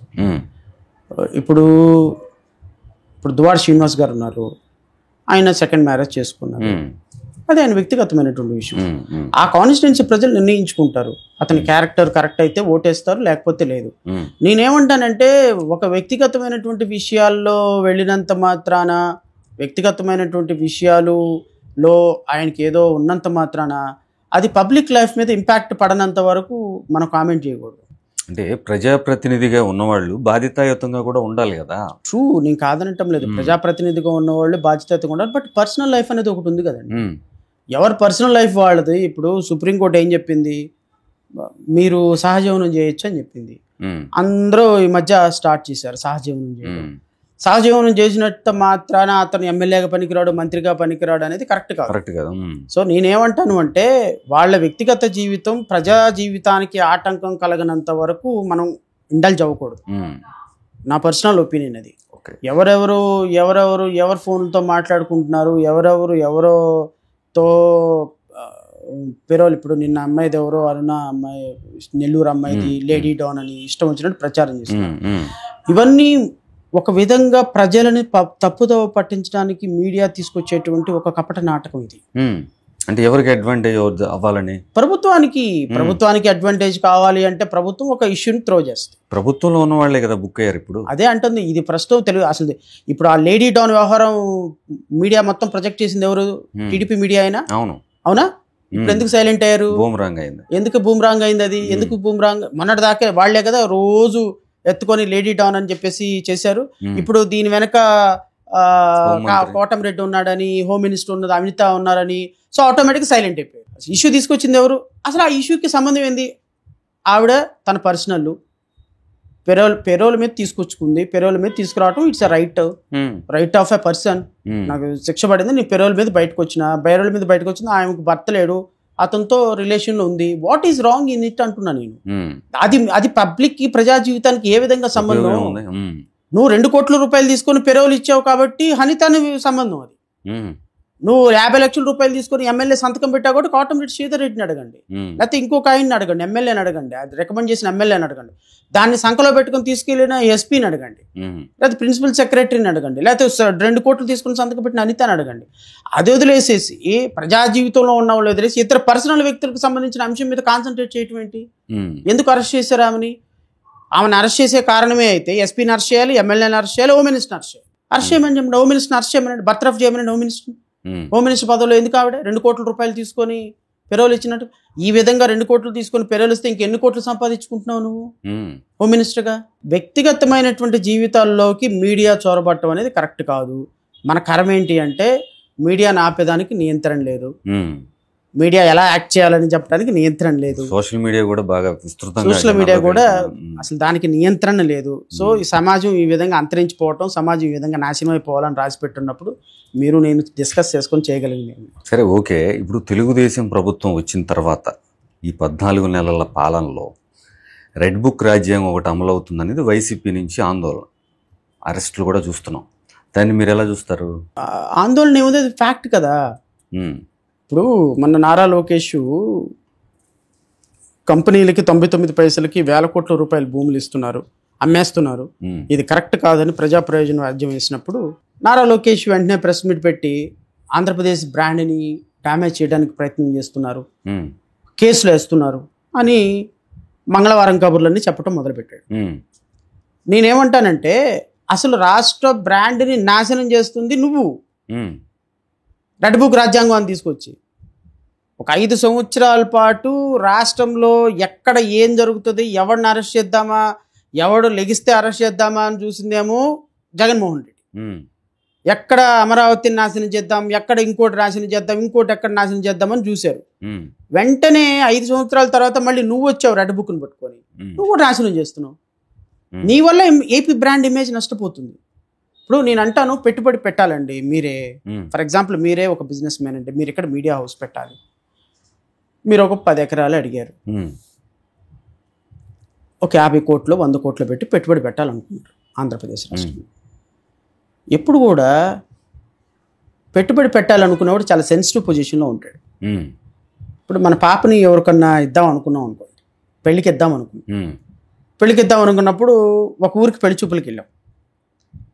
ఆ టీ తాగుతూ ఉంటే ఆ టీ షాప్ అని అడిగాం, అబ్బాయి పలానా రాఘవరావు గారు అబ్బాయి కొడుక్కి మా అమ్మాయిని ఇద్దాం అనుకుంటున్నాం, ఏంటి పరిస్థితి అంటే, అయ్యో వాడికి ఏంటండి పిల్లని, ఆడి పొద్దున్న లెగిస్తే తాగి సాయంత్రానికి పడుకుంటాడండి, ఆడికి పిల్లని అట్టి ఇస్తారా అని అన్నాడు. అట్నుంచి అట్టే వెనక్కి వెళ్ళిపోతారు. మీరు ఎందుకు వెనక్కి వెళ్ళిపోతారు? ఒక ఆడపిల్లని ఇచ్చేటప్పుడు ఆ అబ్బాయి ఎలాంటోడు, మంచోడా చెడ్డోడా, పెళ్ళైన తర్వాత తాగితే అది వేరే విషయం.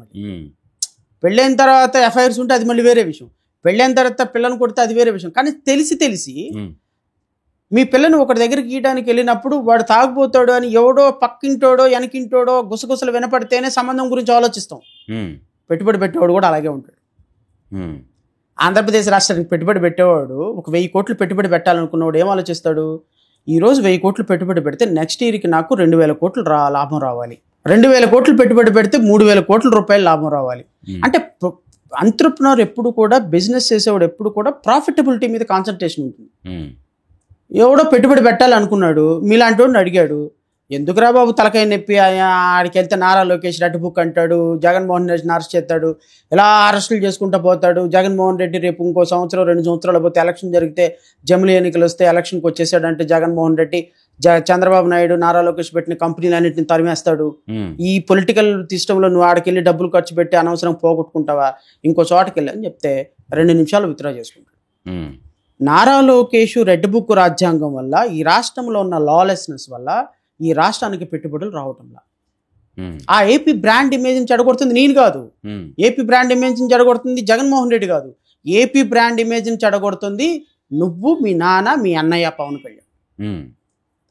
అరే ఈ దేశంలో ఏ ఉప ముఖ్యమంత్రి, ఏ ముఖ్యమంత్రి అంటే సినిమాలు తీసుకునేది చెప్పండి, పదవిలోకి వచ్చిన తర్వాత ఒక్కళ్ళని చూపించండి.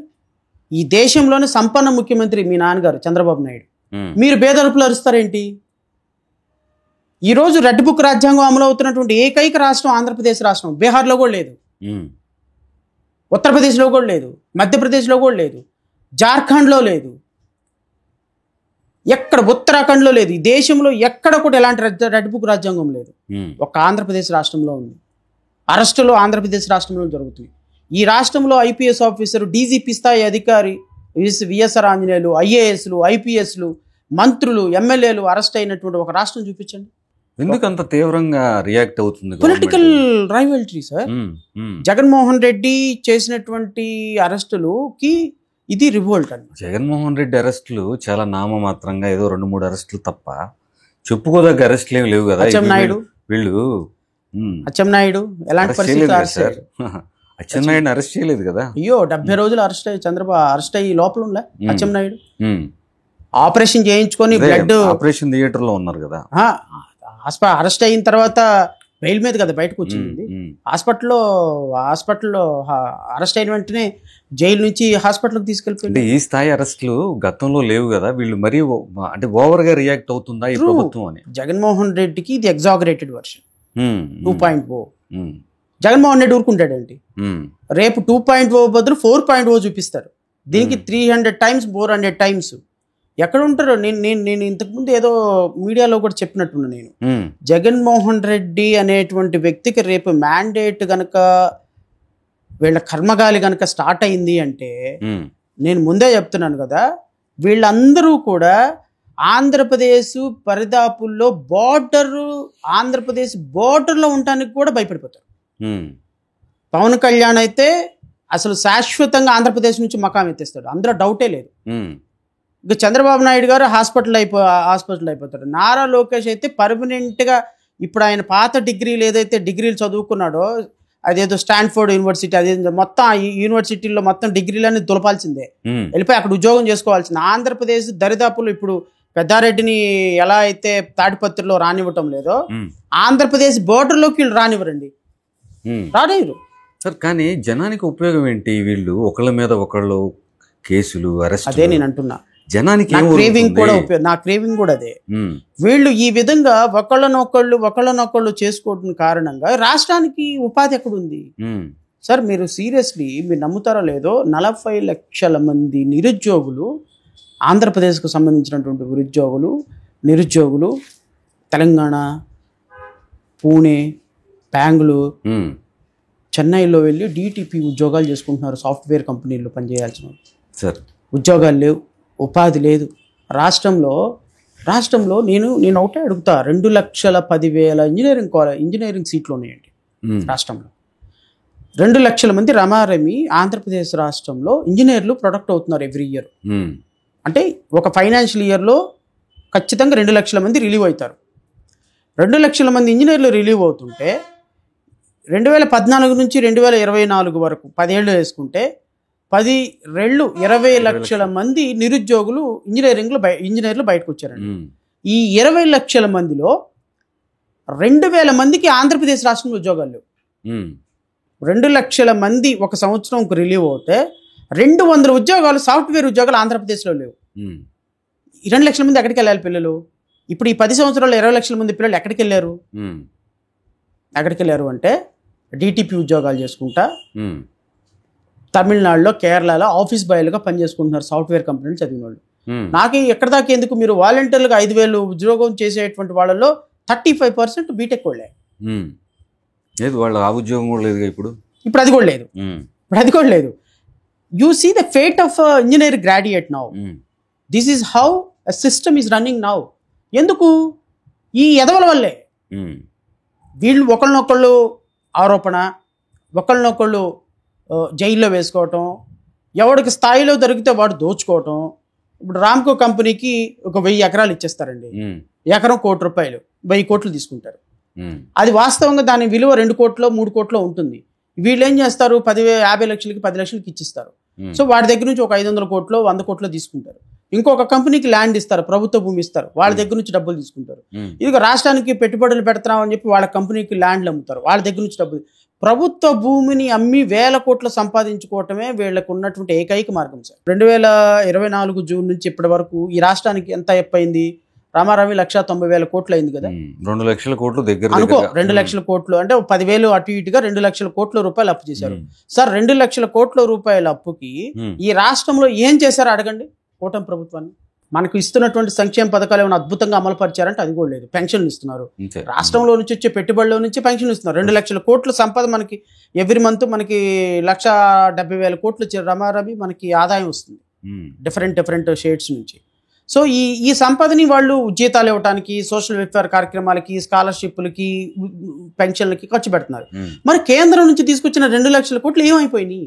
కేంద్రం నుంచి తీసుకొచ్చిన 2 లక్షల కోట్లు ఎక్కడ పెట్టారు? అంటే లాస్ట్ గవర్నమెంట్ తో పోల్చుకుంటే ట్రాన్స్పరెన్సీ విషయంలో, పారదర్శకత విషయంలో ఈ గవర్నమెంట్ వెనకబడి ఉందనుకుంటున్నారా? అంటే 100% వెనకబడిపోయింది, అందులో డౌటే లేదు మీకు.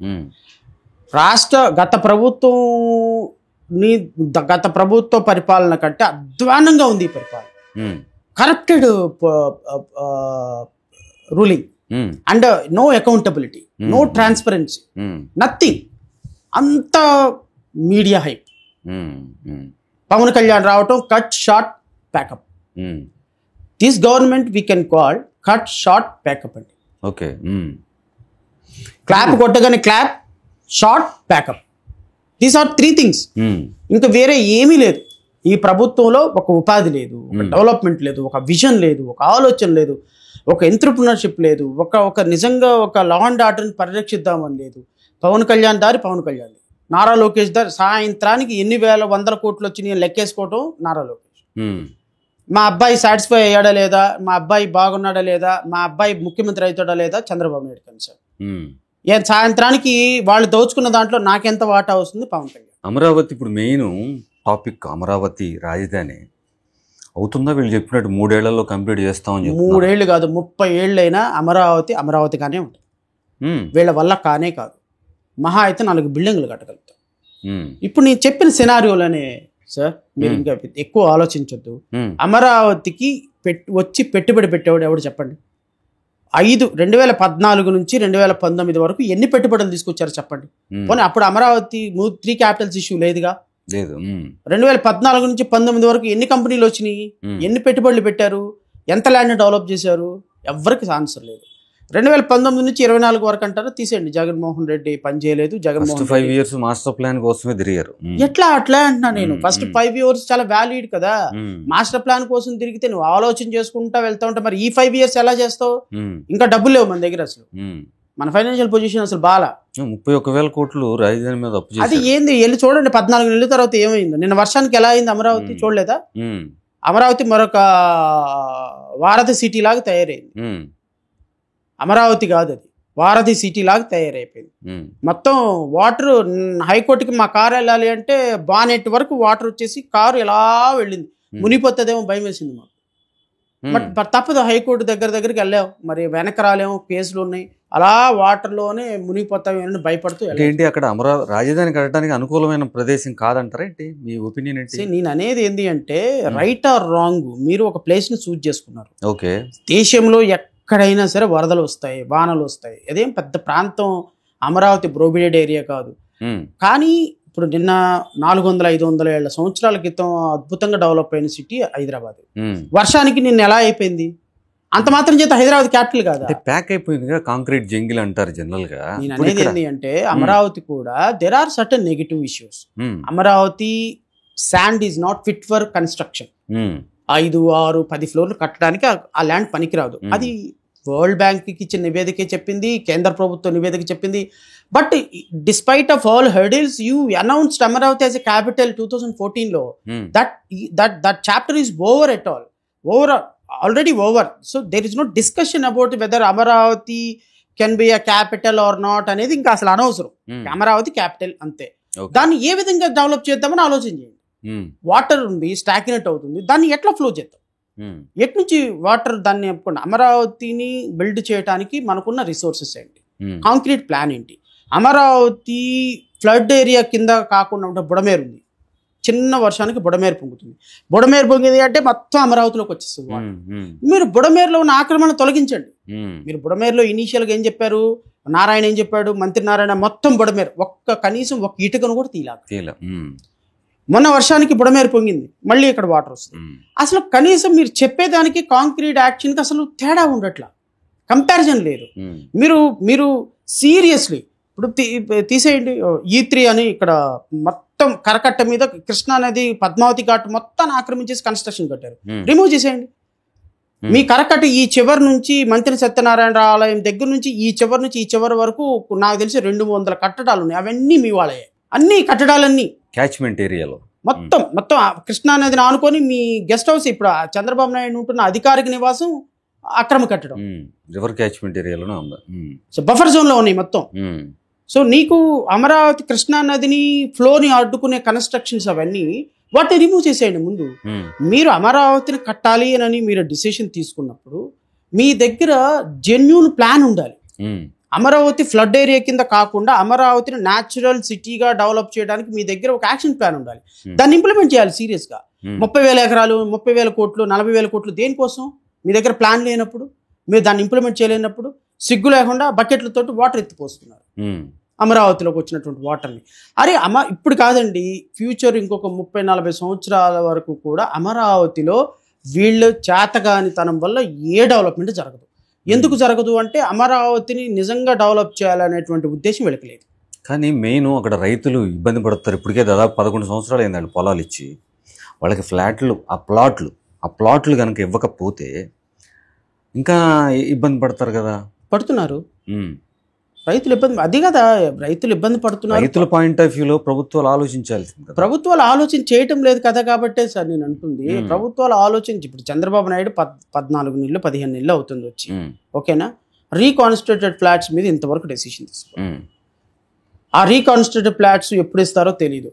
అరే అసలు ఒక సిటీ, ఒక కన్స్ట్రక్షన్ అండి, మీరు నమ్ముతారో లేదో, ఒక 10 అంతస్తుల భవనం, 5 అంతస్తుల భవనం కట్టాలని కూర్చుంటే, ఇది డబ్బు మొత్తం పెట్టుకుని కూర్చుంటే, నా దగ్గర ఒక 50 కోట్లు ఉన్నాయండి, ఈ 50 కోట్లు పెట్టుకుని కూర్చుంటే బిల్డింగ్ కట్టాలని, ఈ బిల్డింగ్ కట్టిన దగ్గర నుంచి ఆక్యుపై చేసుకునేంత వరకు కూడా it will take at least 3 years పడుతుంది.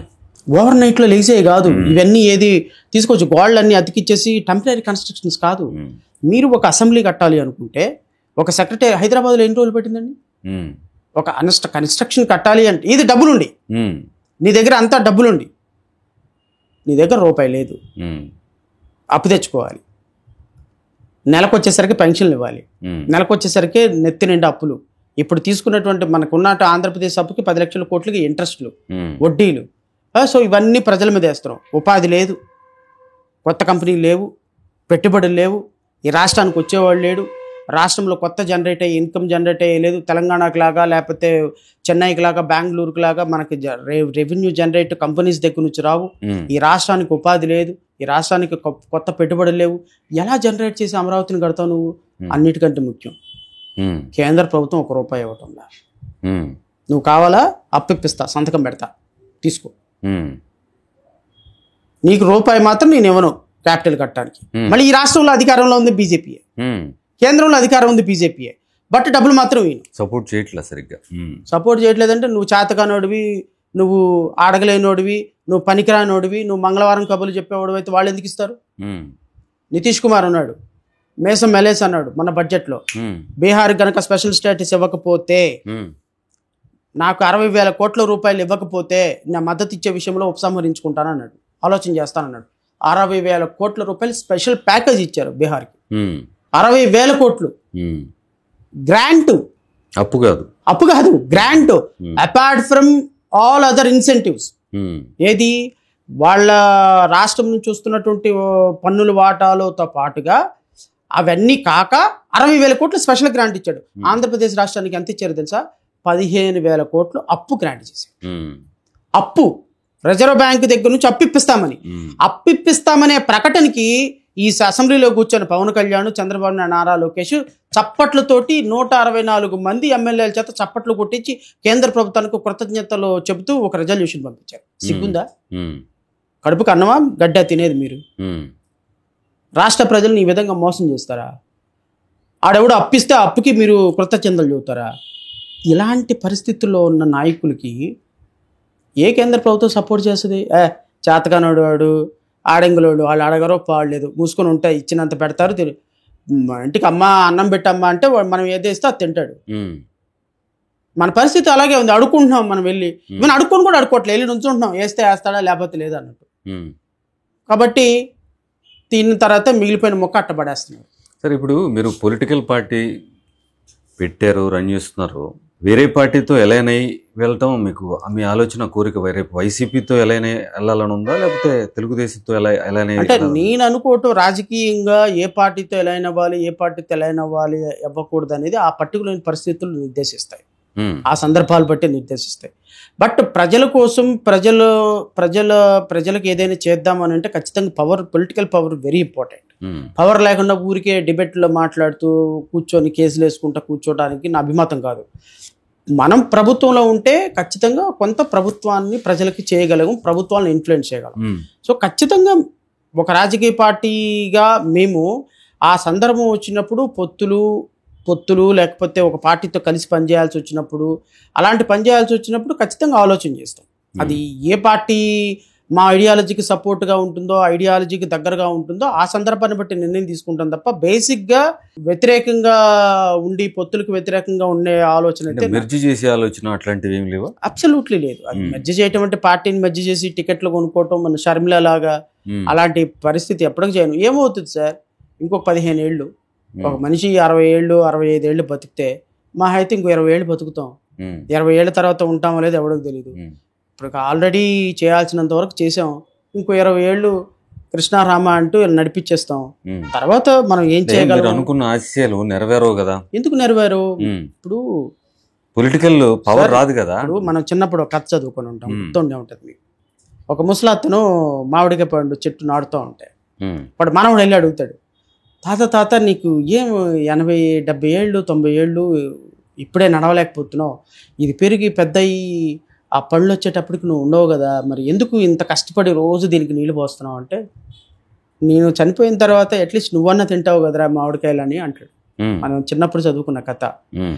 జడా శ్రావణ్ కుమార్ అనే వ్యక్తో లేకపోతే సమాజాన్ని బాగు చేయాలనుకున్నటువంటి వ్యక్తులు చాలా మంది, కొన్ని లక్షల మంది, వాళ్ళ కోసం వాళ్ళు అనుభవించడానికి పనిచేయరు. నేను ఇప్పుడు చేశాను, ఇంకో 20 ఏళ్ళకి. ఇప్పుడు దుర్మార్గం ఏంటి అంటే, జై భీమ్ నినాదాన్ని నమ్ముకున్న వాళ్ళకంటే అమ్ముకున్న వాళ్ళు ఎక్కువ మంది ఉన్నారు. అంటే మీరు ఆ ఇంప్రెషన్ పడుతుందేమో ఆందోళన ఉందా మీకు? అంటే మెర్జ్ చేసిన మీరు ఉద్యమాన్ని ముందుకు తీసుకెళ్ళకండి. ఒకవేళ ఇబ్బంది అనుకుంటే అక్కడే వదిలేయండి, ఇంకొకరు వచ్చి తీసుకెళ్తారు, బట్ వెనక్కి తీసుకురావద్దు. నా ప్రిన్సిపల్ అదే. ఇప్పుడు నేను సక్సెస్ అయ్యారనుకోండి ముందుకెళ్తా, సక్సెస్ అవ్వకపోతే ఎక్కడ ఆగానో అక్కడే ఆగిపోతా. ఎందుకు? నాకు లీగల్ ప్రొఫెషన్ ఉంది, నేను లాయర్గా నా భార్యని నా పిల్లల్ని బతికించుకోగలను, నేను బతకగలను. నేనేమి ఎమ్మెల్యే, నేను మినిస్టర్లో నేనేదో పెద్ద ఎస్పీల చేత సెల్యూట్లు కొట్టించుకోవాలి, లేకపోతే అధికారం అనుభవించాలి, నేను కారులో వెళ్తుంటే వెనక ముందు పోలీస్ జబ్బు ఉండాలి, నేను ఎప్పుడు ఆలోచించాలి. ఎందుకంటే అలాంటి అధికారాన్ని అనుభవించి నేను వచ్చినండి. నాకు యంగ్ ఏజ్లోనే ఈ సెల్యూట్ల మీద, పోలీస్ సెల్యూట్ల మీద, గౌరవం మీద యావర్షన్ వచ్చేసింది, అన్ని అనుభవించారు అప్పుడే. అనుభవించాను. సో కాబట్టి I'm not craving for political power, I'm craving for something else. నేను ఈ ఉద్యమాన్ని, జైభీం ఉద్యమాన్ని, బాబాసాహెబ్ అంబేద్కర్ ఆశయాలను ముందుకు తీసుకెళ్లే విషయంలో గెలవలేకపోతే అక్కడ ఆగిపోతా, వదిలేస్తా, నా లాయర్ వృత్తి చూసుకుంటూ ఉంటా. ఒకవేళ ఎవరో ఒకళ్ళు నా తర్వాత వచ్చి దాన్ని తీసుకెళ్ళగలిగిన వాళ్ళు వస్తే తీసుకెళ్తారు. ఓకే. ఇప్పుడు ఈ రోజు వరకు 1947 స్వతంత్రం వచ్చిన దగ్గర నుంచి ఈ రోజు వరకు రాష్ట్రంలో అంబేద్కరిజం ఉంది, రాష్ట్రంలో అంబేద్కర్ వాదులు ఉన్నారు, రాష్ట్రంలో దళిత ఉద్యమకారులు ఉన్నారు, ప్రజాస్వామ్య రక్షకులు ఉన్నారు, ప్రజాస్వామ్య వేదికలు ఉన్నాయి. ఒక్కడైనా సరే ఈ రోజు వరకు అంటే 78 సంవత్సరాలు 79 సంవత్సరాల తర్వాత కూడా ఒక దళిత ఉద్యమకారుడు పిలుపునిస్తే ఒక 10 లక్షల మంది మీటింగ్కి రాగలిగినటువంటి వ్యక్తి ఒక్కడు లేడు. ఎందుకంటే ఉద్యమాన్ని తీసుకునే వాళ్ళంతా అమ్మేయటం అన్నా జరిగింది, అక్కడ వదిలేయటం అన్నా జరిగింది. అక్కడ వదిలేసిన ఉద్యమాన్ని తీసుకొని ముందుకెళ్తున్నాను. నేను కొంత దూరం ప్రయాణం చేస్తా, అవ్వకపోతే వదిలేస్తే ఎవరో వేరే వాళ్ళు వచ్చి తీసుకుని వెళ్తారు తప్ప నేను పార్టీలు మెజ్జ చేయటమో, నేను వెళ్ళి ఇంకొక పార్టీలో పోటీ చేయటమో అది ఈ జన్మకు జరగదు. ఒకవేళ నా వల్ల కాకపోతే వదిలేస్తాను తప్ప నేను నా ఆశయాన్ని, అంబేద్కరిజాన్ని వదిలేసే ప్రసక్తి అయితే లేదు. ఓకే. మీరు చాలామంది స్టాఫ్ను పెట్టుకున్నారు. కార్పొరేట్ కేసులు డీల్ చేస్తారా, లేకపోతే ఆర్థిక పరిస్థితి సరిగా లేకపోయినప్పటికీ కేసు ఏదన్నా ఉంటే వాళ్ళని చేస్తారా? ఖచ్చితంగా ప్రొఫెషనల్ ఇదంతా పార్ట్ అండ్ పార్సల్ అండి. ఎందుకంటే అవుట్ ఆఫ్ 100లో నేను చేసే కేసెస్ 30% కేసెస్ ఫ్రీ కేసెసే ఉంటాయి. ఎందుకంటే ఫ్రీ కేసెస్ అంటే in the sense not absolutely free. ఇప్పుడు 50,000 ఇవ్వాల్సిన చోట 5,000 ఇస్తారు, 20,000 ఇవ్వాల్సిన చోట 3,000 ఇస్తారు. అంత మాత్రం చేత కేసు నేను చేయను అని చెప్పను. నువ్వు ఎంత ఇచ్చినా కూడా కేసు చేస్తాను. బట్ నీకు 5 లక్షల కెపాసిటీ ఇవ్వగలిగి ఉండి 5,000 ఇస్తానంటే ఒప్పుకోను. If you are really deserve for justice, ఖచ్చితంగా నువ్వు ఎంత డబ్బులు ఇచ్చినా ఇవ్వకపోయినా చేస్తా. ఇప్పుడు ట్రైబల్ ఏరియాలో కేసులు ఉన్నాయి, 10,000 20,000 ఇస్తారు. వాళ్ళు 5 లక్షలు 10 లక్షలు పెట్టినా చేయని కేసులు కూడా చేస్తాను నేను. బికాస్ మనం ప్రొఫెషనల్గా వచ్చింది సాటిస్ఫాక్షన్ కోసం కానీ not for minting money. So ఖచ్చితంగా కొంత అటు ఇటు ఉంటుంది ప్రొఫెషనల్ కాబట్టి, 2 విధాలుగా చేస్తాం. ఓకే. సమాజంలో మార్పు కోసం సామాన్యుడి తరఫున మీ పోరాటం కొనసాగాలని కోరుకుంటూ ధన్యవాదాలు. థ్యాంక్ యూ అండి.